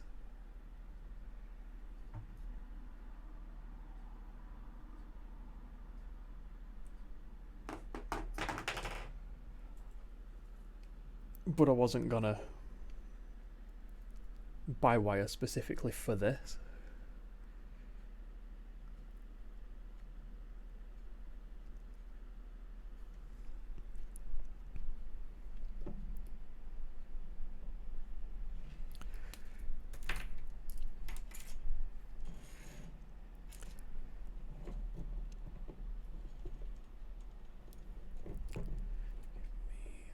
this bit there.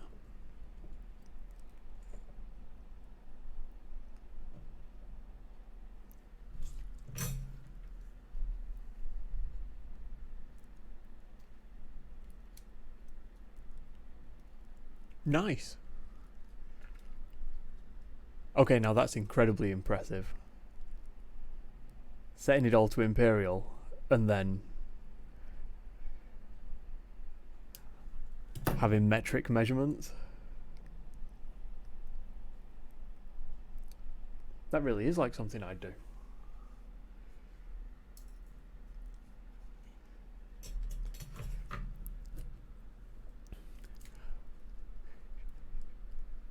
Didn't you have like a clue that it was metric though, just in the way that the measurements made sense?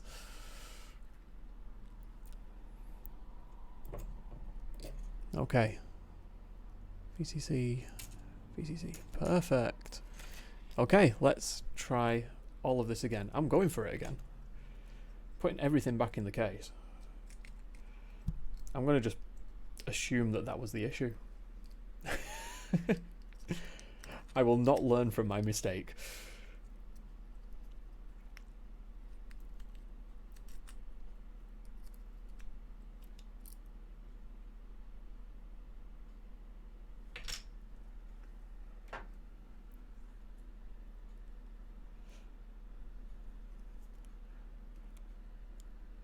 How far into the print was it when you realised? Because I've done it where I've had things that have been looking okay up until, say, it's meant to fit a PCB in.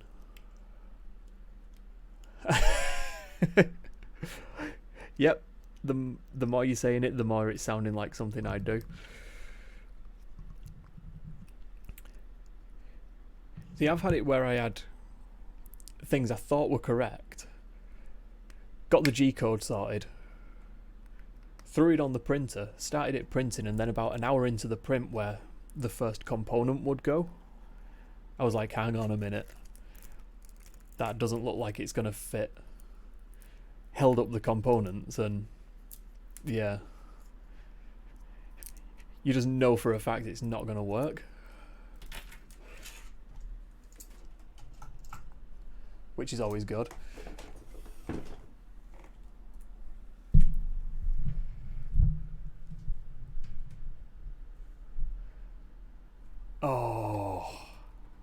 Oh yeah, been there, done that.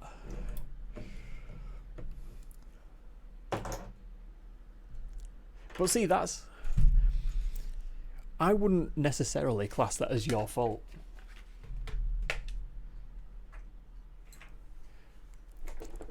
I'd class that as a mismeasurement, because a lot of things will figure it out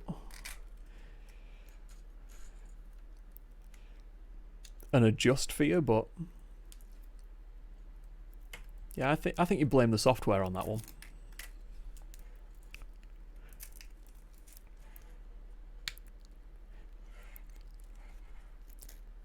Whereas just outright not soldering something on is 100% me.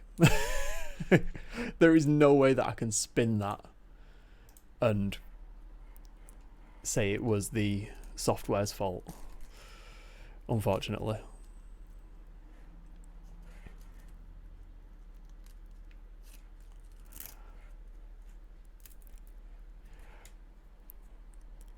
Yeah, see, a lot of the things I print on the 3D printer are things like this, so I just end up using Tinkercad for it.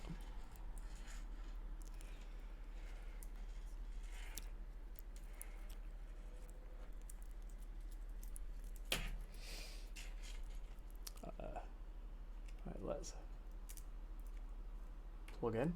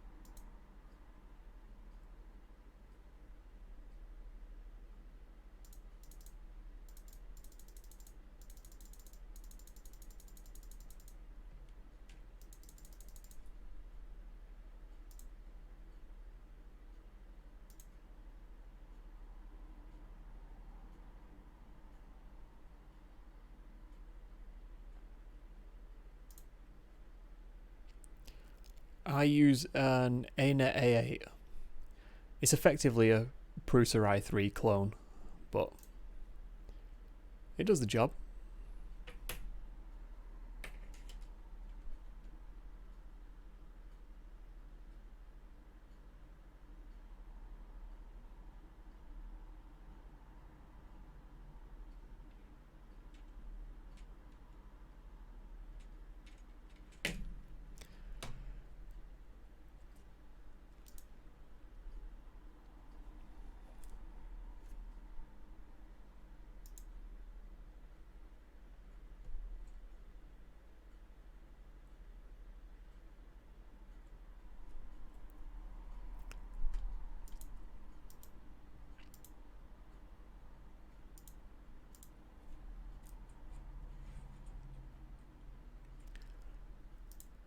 Oh, nice.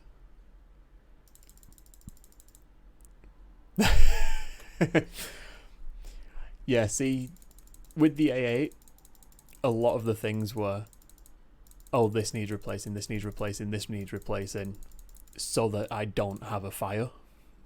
I felt like that was an important step for me to cover, to not have a fire. And so it's got new power supply, it's got the MOSFETs on it, the heat bed's got new connections.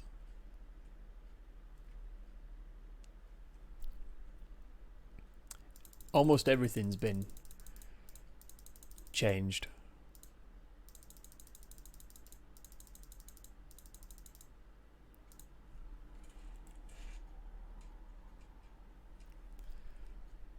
Which is good.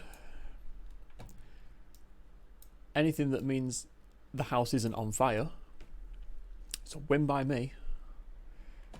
And attaching that cable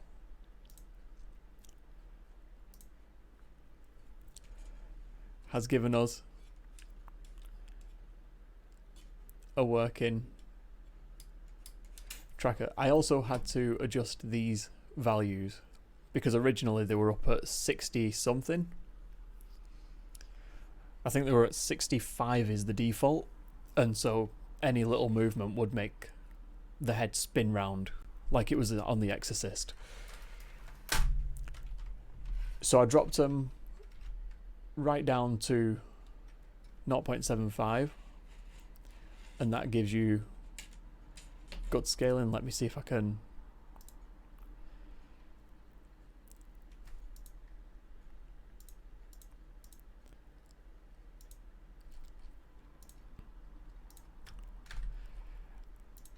just going to set up another scene here.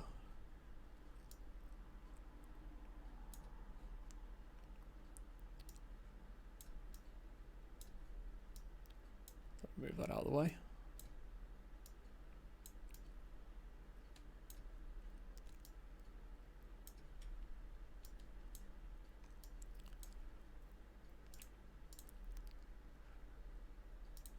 There we go. So, yeah.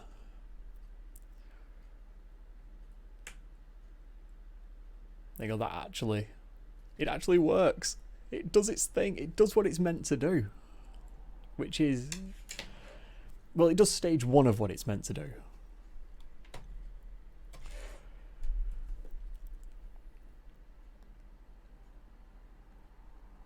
Okay, I don't know why it's spinning.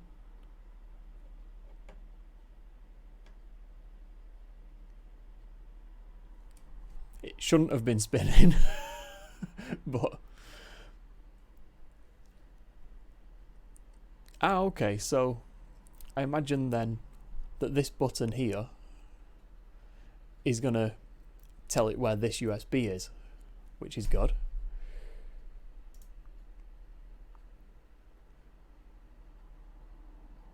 Yeah, there you go. So that's how we'd want it. Because on the clip, if I can find the clip, I mean this, there it is. On the clip it's going to be like that,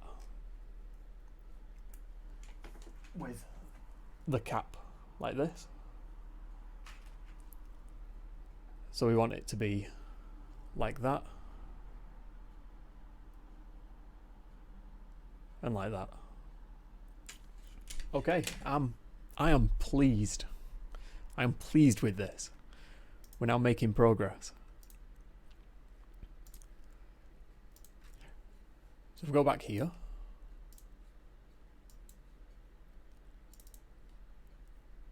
and I open that,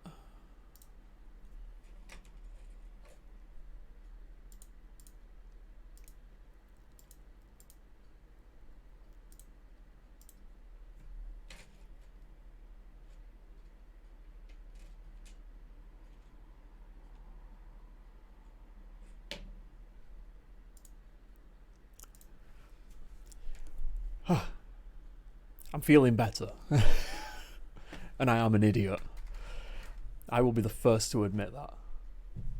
Okay. So what did I want to do now? Oh yeah, I need a way to not have the zip tie on. Then I can attach it to the clip. Then I can attach it to a hat. And then we can see if it works. To do that, I am going to permanently close up the box.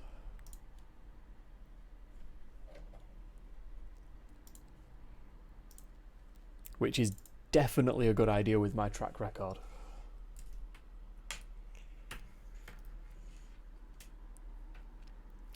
So the plan is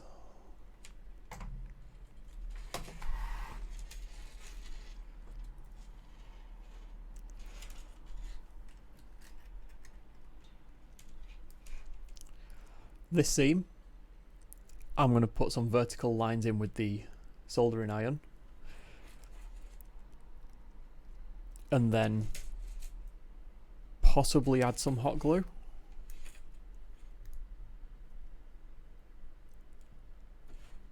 See how well it holds first. So if I get my old... See, your 3D printing thing, don't worry about the soldering iron. I've got spare ends for it.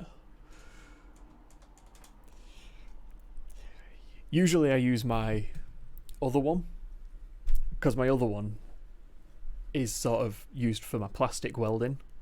So I'll get a bit of PLA filament and I'll just heat the groove and heat the filament at the same time and be able to fill in gaps in plastic that, you know, if your print doesn't come out perfect and it's got like a couple of holes in, or you break it. Like I've used that technique to fix a couple of computer fans as well, where the blade had come off. I just sort of plastic welded it using an old soldering iron and a little bit of PLA filament. But yeah, this is the old case that is big enough if you want to scrape every component and you want to shave about 0.5 mil off that.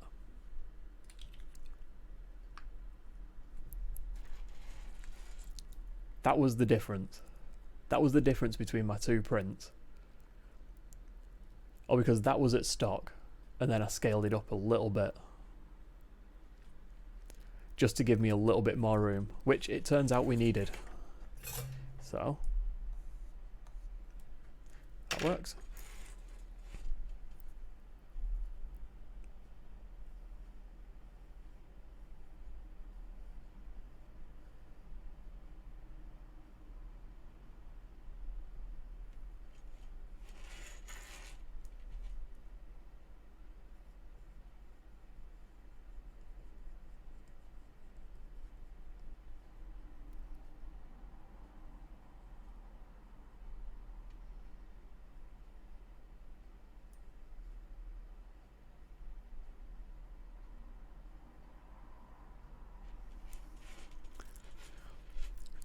You can't tell I've done this before, can you?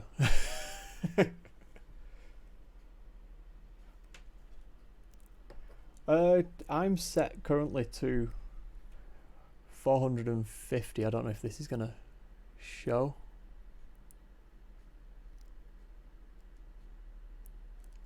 But yeah, I'm at 450 currently. The thing is, you've just got to be smart with how you apply the heat. Like just then I got my thumb, which probably isn't the best idea.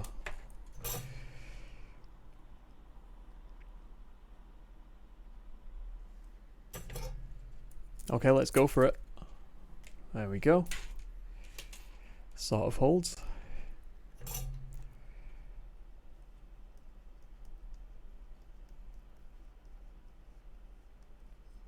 But you've just got to make quick, short moves on it.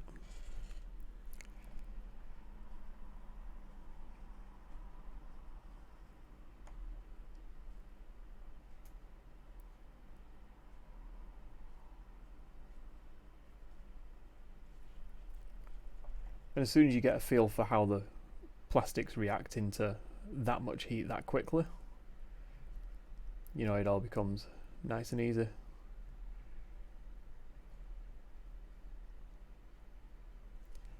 My main concern is the fact that I didn't really put that much support into this box construction. I think we're on about 5 or 10%.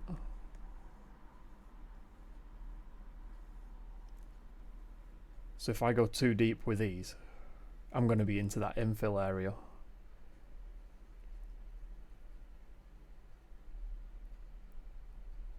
Which is not a place I want to go.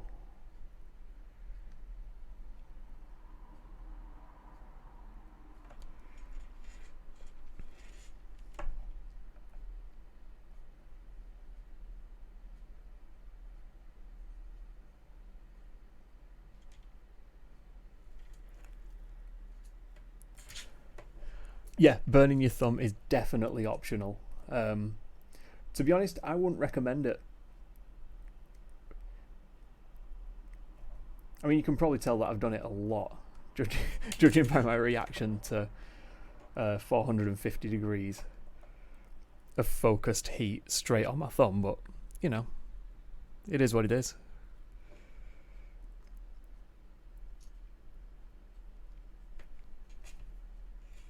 Oh yeah, I don't know if you were here earlier when I burnt that hole, but the hole for these two wires was just melted with the soldering iron as well.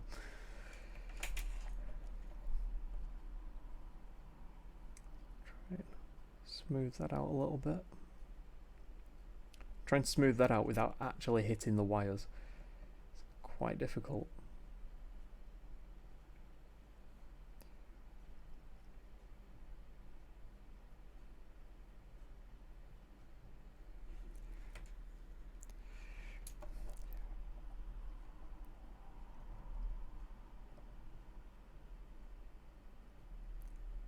Don't know if this is going to come across on the camera, but another thing you can do with the soldering iron is take out where those lines are from your infill.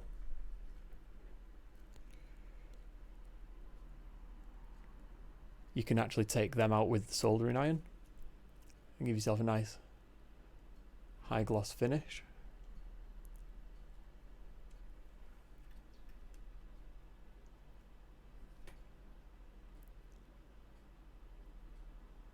Which is pretty cool.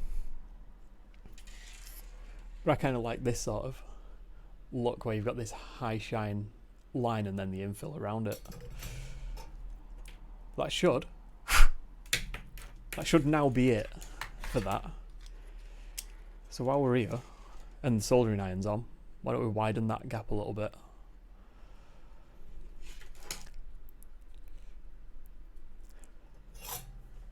Right.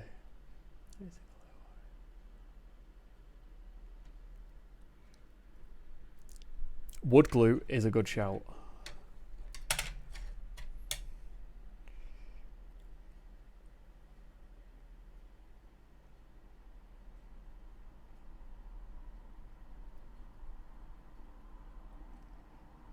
Yeah, if you've got the option of wood glue or spending a while with a soldering iron, potentially burning your thumb, I would definitely go for wood glue.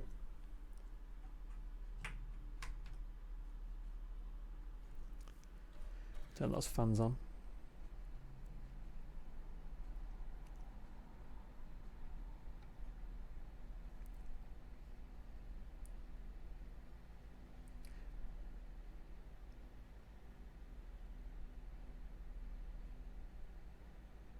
what I didn't do was see just how much I have to take out of this. So I'm just going to go for a really smooth transition into it.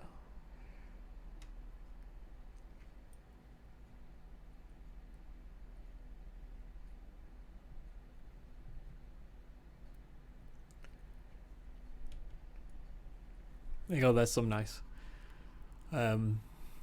PLA stuck to the edge of the soldering iron. See that smoking for a while. It's alright, once all this is done and I'm tidying everything up, I'll get a bit of sandpaper on that. It'll be fine. I've done it before and I'll probably do it again at some point as well. I never learn.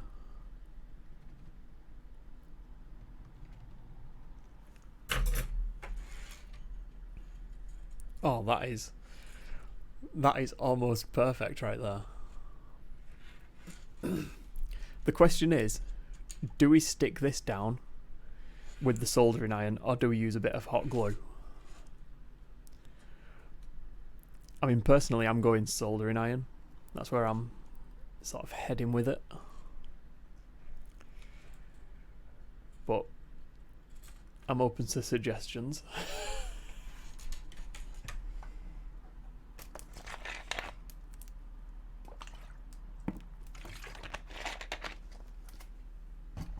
Knew there were a reason we got on. Okay, soldering iron it is. Don't know how this is gonna work, so I've got an idea. Bear with me.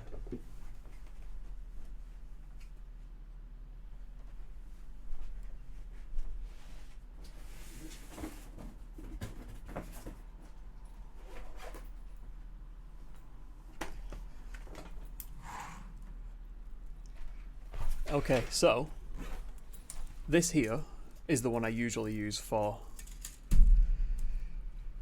the burning. There we go, there's my sandpaper as well. So what I'm going to do is try and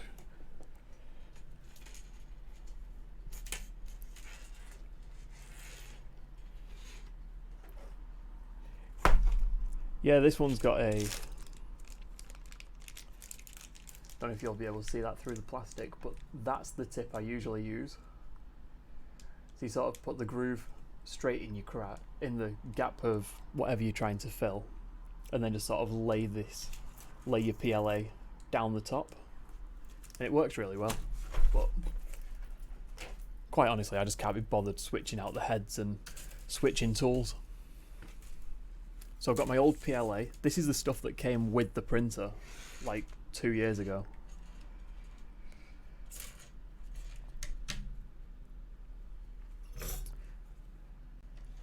What I'm going to try and do is add just a little bit to this to give me something to burn onto.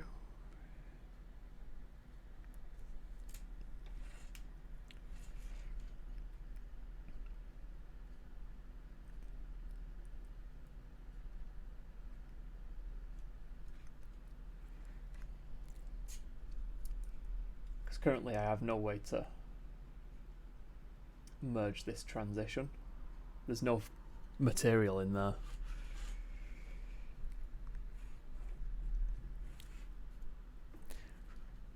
Oh wow, about the size of your thumb.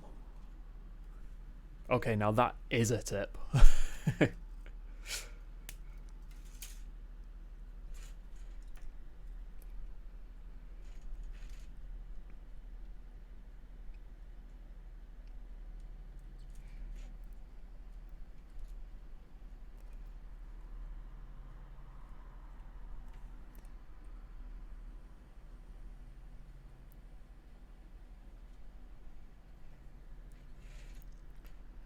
There you go, this.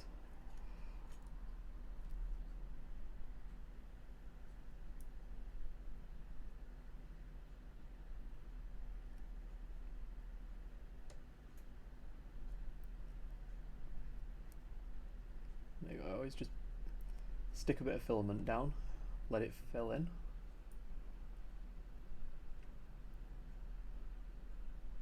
And then sort of blend it a little bit with the surrounding filament.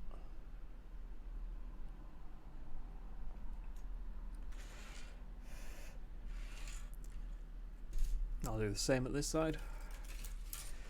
Nice and easy.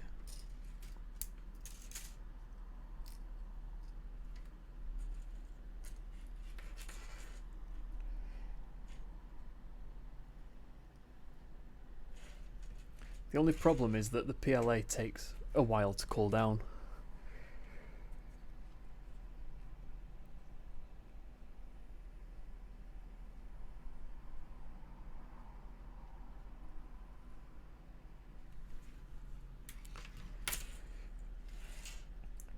So you end up holding it still for quite a while.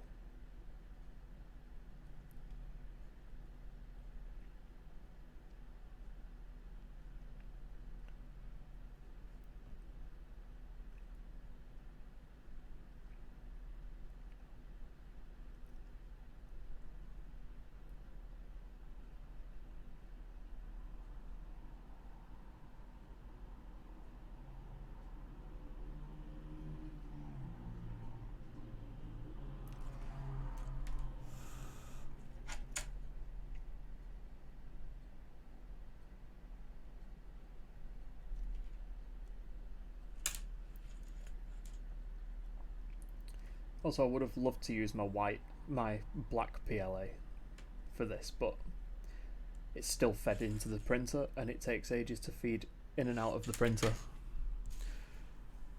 in the extruder, so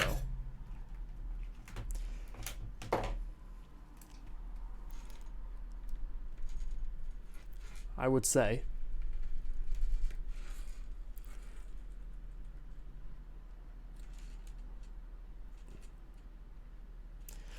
that was pretty solid, if I'm honest.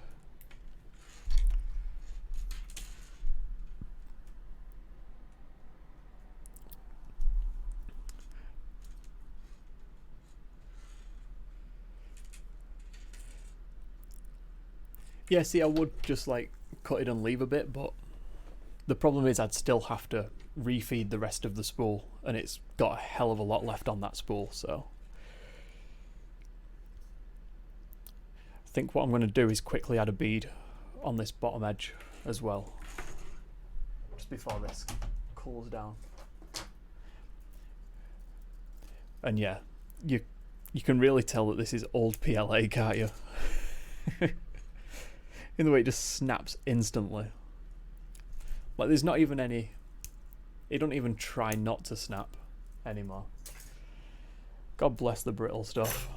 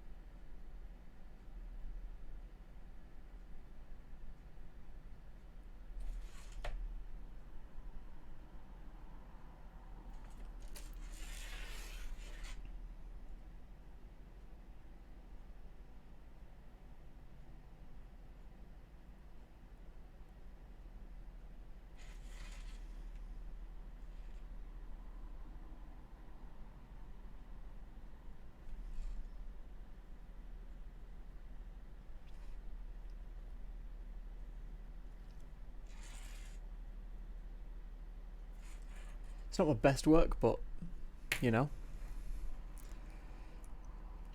it's mainly just to fill the gap, because currently, see if you can see that, you can sort of see like a little gap just between them, and that would just annoy me.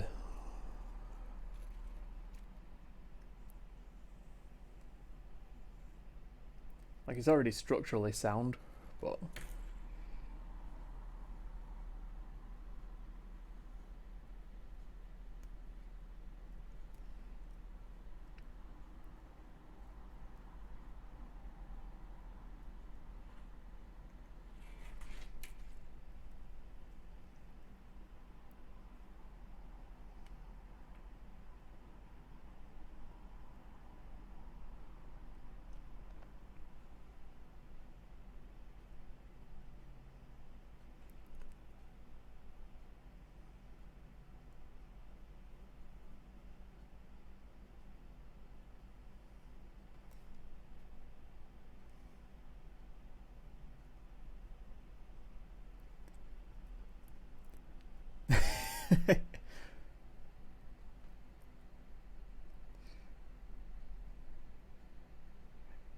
I'm going to take that as a compliment.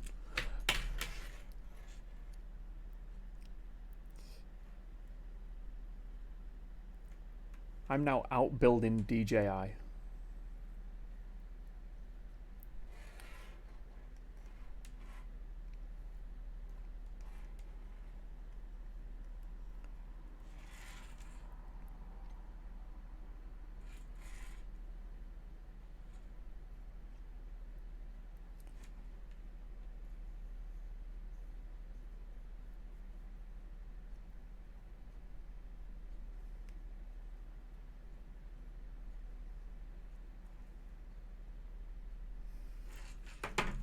There we go.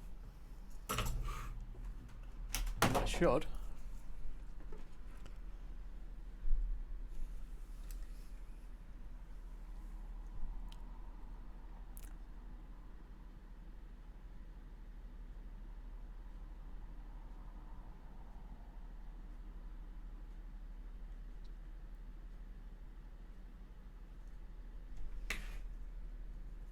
that is solid. And there's not really that much weight to it either, as a whole. Let's find out.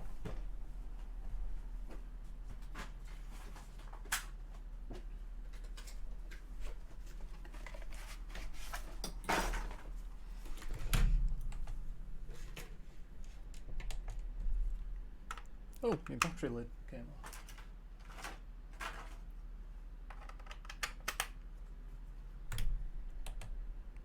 Let's reset it. 46 grams.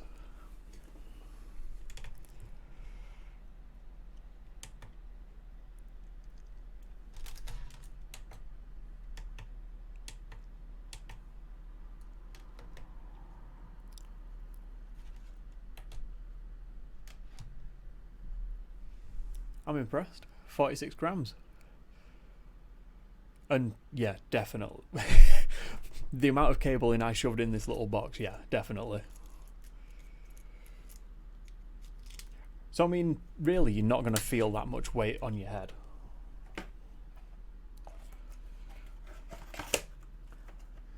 The only problem with my streaming setup at the minute is I can't actually throw straight onto a game,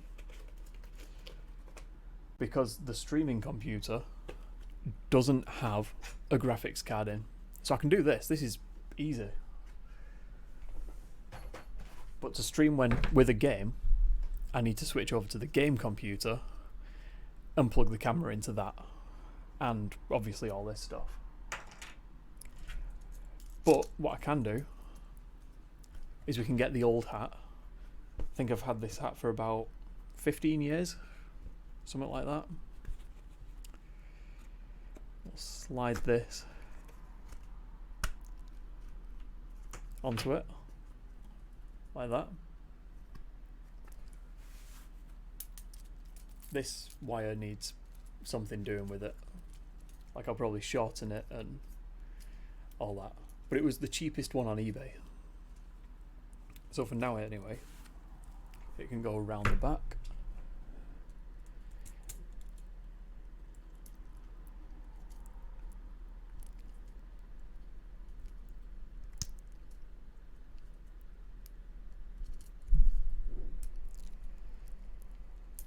In this cable clip.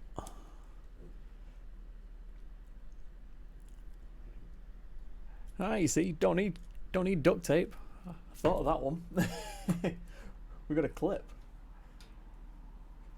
Okay, let's get this USB cable as well and move the soldering iron out the way.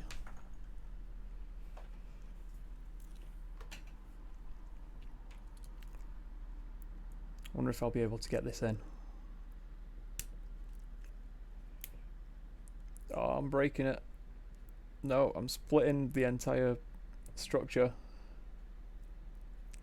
Come on. I'm putting it in backwards anyway. Right, so I near enough ruined that entire clip. But it's fine. Because it wasn't printed very well anyway. putting it in backwards again.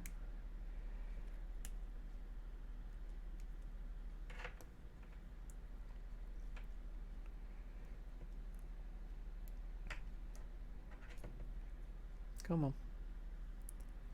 So I think I'll scale up this clip a bit as well on the next print.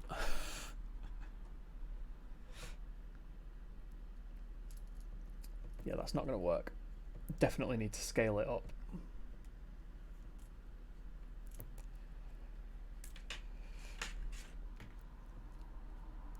Okay, I've ruined that clip, which is good, but the point is that this is going to clip to the back of the hat about there, and the USB wire is going to come round through it as well, and that way it's out of the way, because otherwise you end up wearing it with, well, actually I can show you exactly what you end up with, because that's how I'm going to have to, my bad, so I'm going to have to wear it. It's going to end up like that. Whereas what we want is it's come around the back, and then just like in your VR headsets and stuff like that. But for now at least, that should work.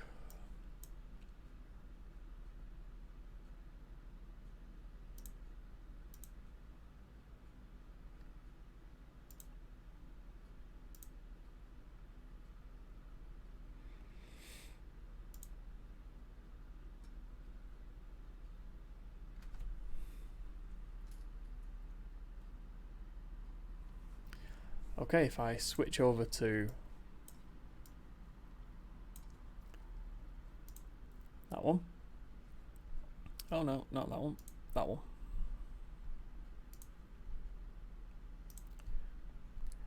And then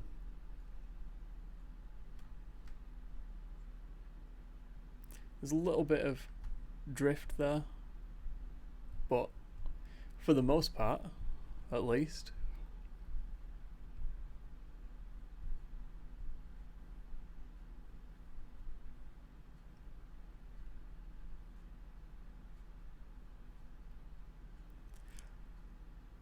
I would say that that actually works. Let's check the reset button on the back, which is what this button is.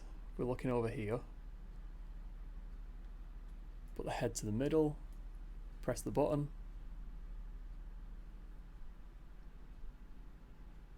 I can live with this.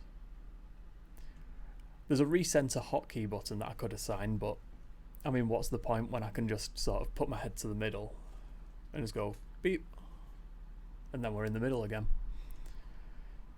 And that's why I like this solution, because it's nice and easy to reset. Like some of them take a while, you have to like hit a hotkey and stuff. But if you can just go, obviously if it was the original button I'd bought, it'd be in the box.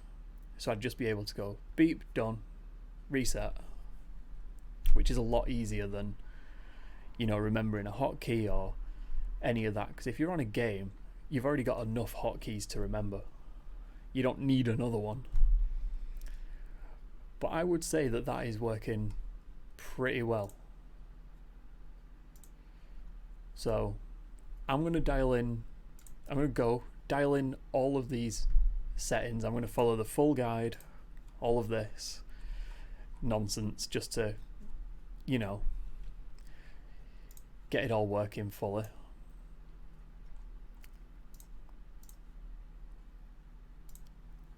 And yeah, that's the plan.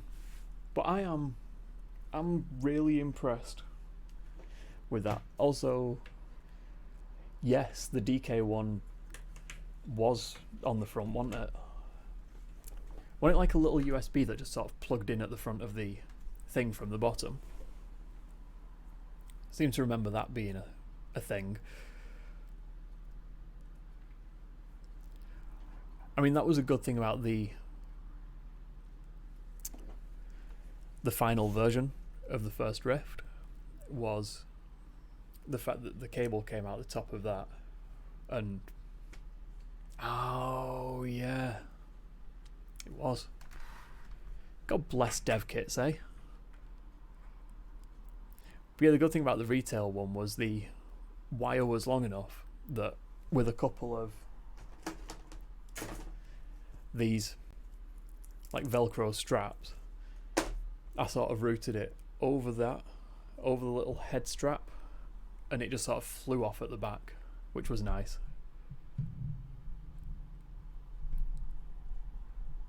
Nice. That is a nice solution right there.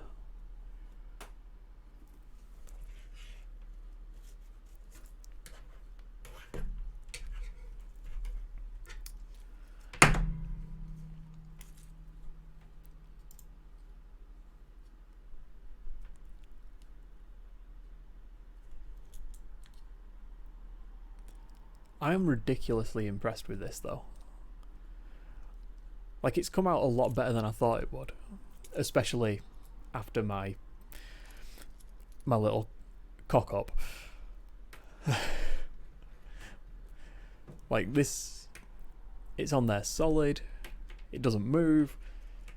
I'm sure once I dial in the settings a bit more as well, that it's going to be a lot more reliable. But yeah,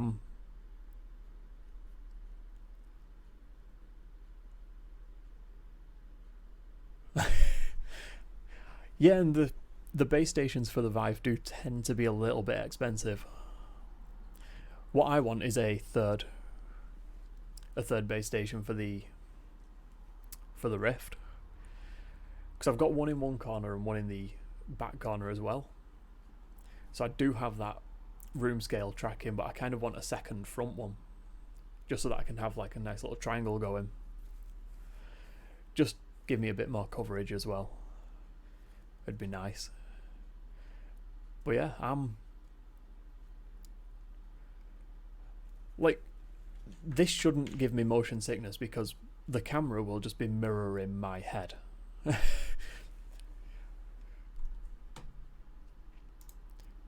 Like, I don't see how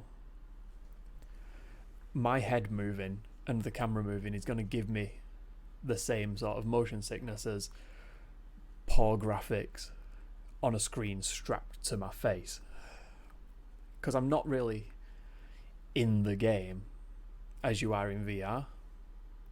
Like, I'll be still here behind a steering wheel and all that stuff. So what I'm going to do, it's been 3 hours. What I'm going to do now is I'm going to go and dial in all of the settings on this and change the control scheme in American Truck Sim and things like that, and try and get everything working together. So we'll have the wheel working, the head tracker working, and I'm also going to get some food because I am bloody starving. But I'm impressed. I'm pleased. I think we did well. And I'm also going to go and check out that link to the GitHub thing that you threw, because if nothing else, that is another one that we can do.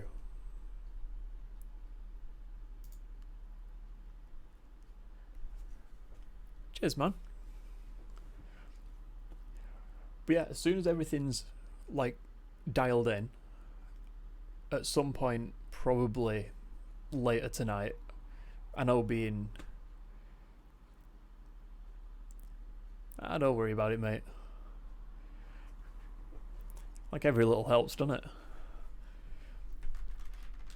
But yeah, I know being ahead of me time-wise means it's going to be a lot later for you, but hopefully in the next couple of hours I can get everything dialed in, and then, yeah, I'll throw stuff up, and you can always, check it out on demand. I'm also going to start a YouTube channel as well, and then this entire stream will be up there, as well as an edited version, which, yeah, or possibly an edited version. I shouldn't say definitely, because I really don't like editing, if I'm honest. This is where I enjoy it. But definitely the full stream is going to be up there, and there's going to be, you know, every live stream that I do, I'm going to throw on YouTube in full as well. But yeah. Cheers, dude. I'm sorry about the chatbot going mental at you for for no reason. Like, you're cool, so I think what I'm going to do anyway, before I turn all that stuff back on the chatbot, I'm going to add your username to the whitelist anyway, so yeah, it shouldn't get you anyway. I also made, as well, this on a live stream. I do have an idea for what to do with this. I made this for games like Farm Sim, where the official controller that gave you a joystick and stuff like that cost £150. This cost about 50, and I got to put it together myself. Took a little bit of Dremel in off camera, but you know, that was my mistake, buying the wrong button. But that stream was on a different channel, but it's going up on the BeerByteMedia YouTube channel. So at some point, like, just check that out. Let me try and find, I can't search on that one.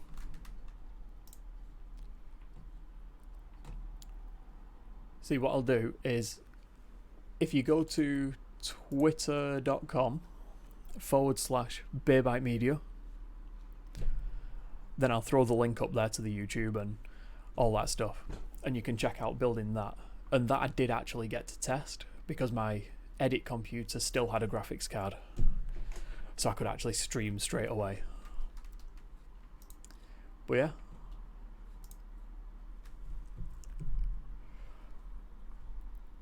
Well, until next time, I'll see you in a bit. If I can find the end stream thing. See you in a bit. Be safe. Don't let that virus get you.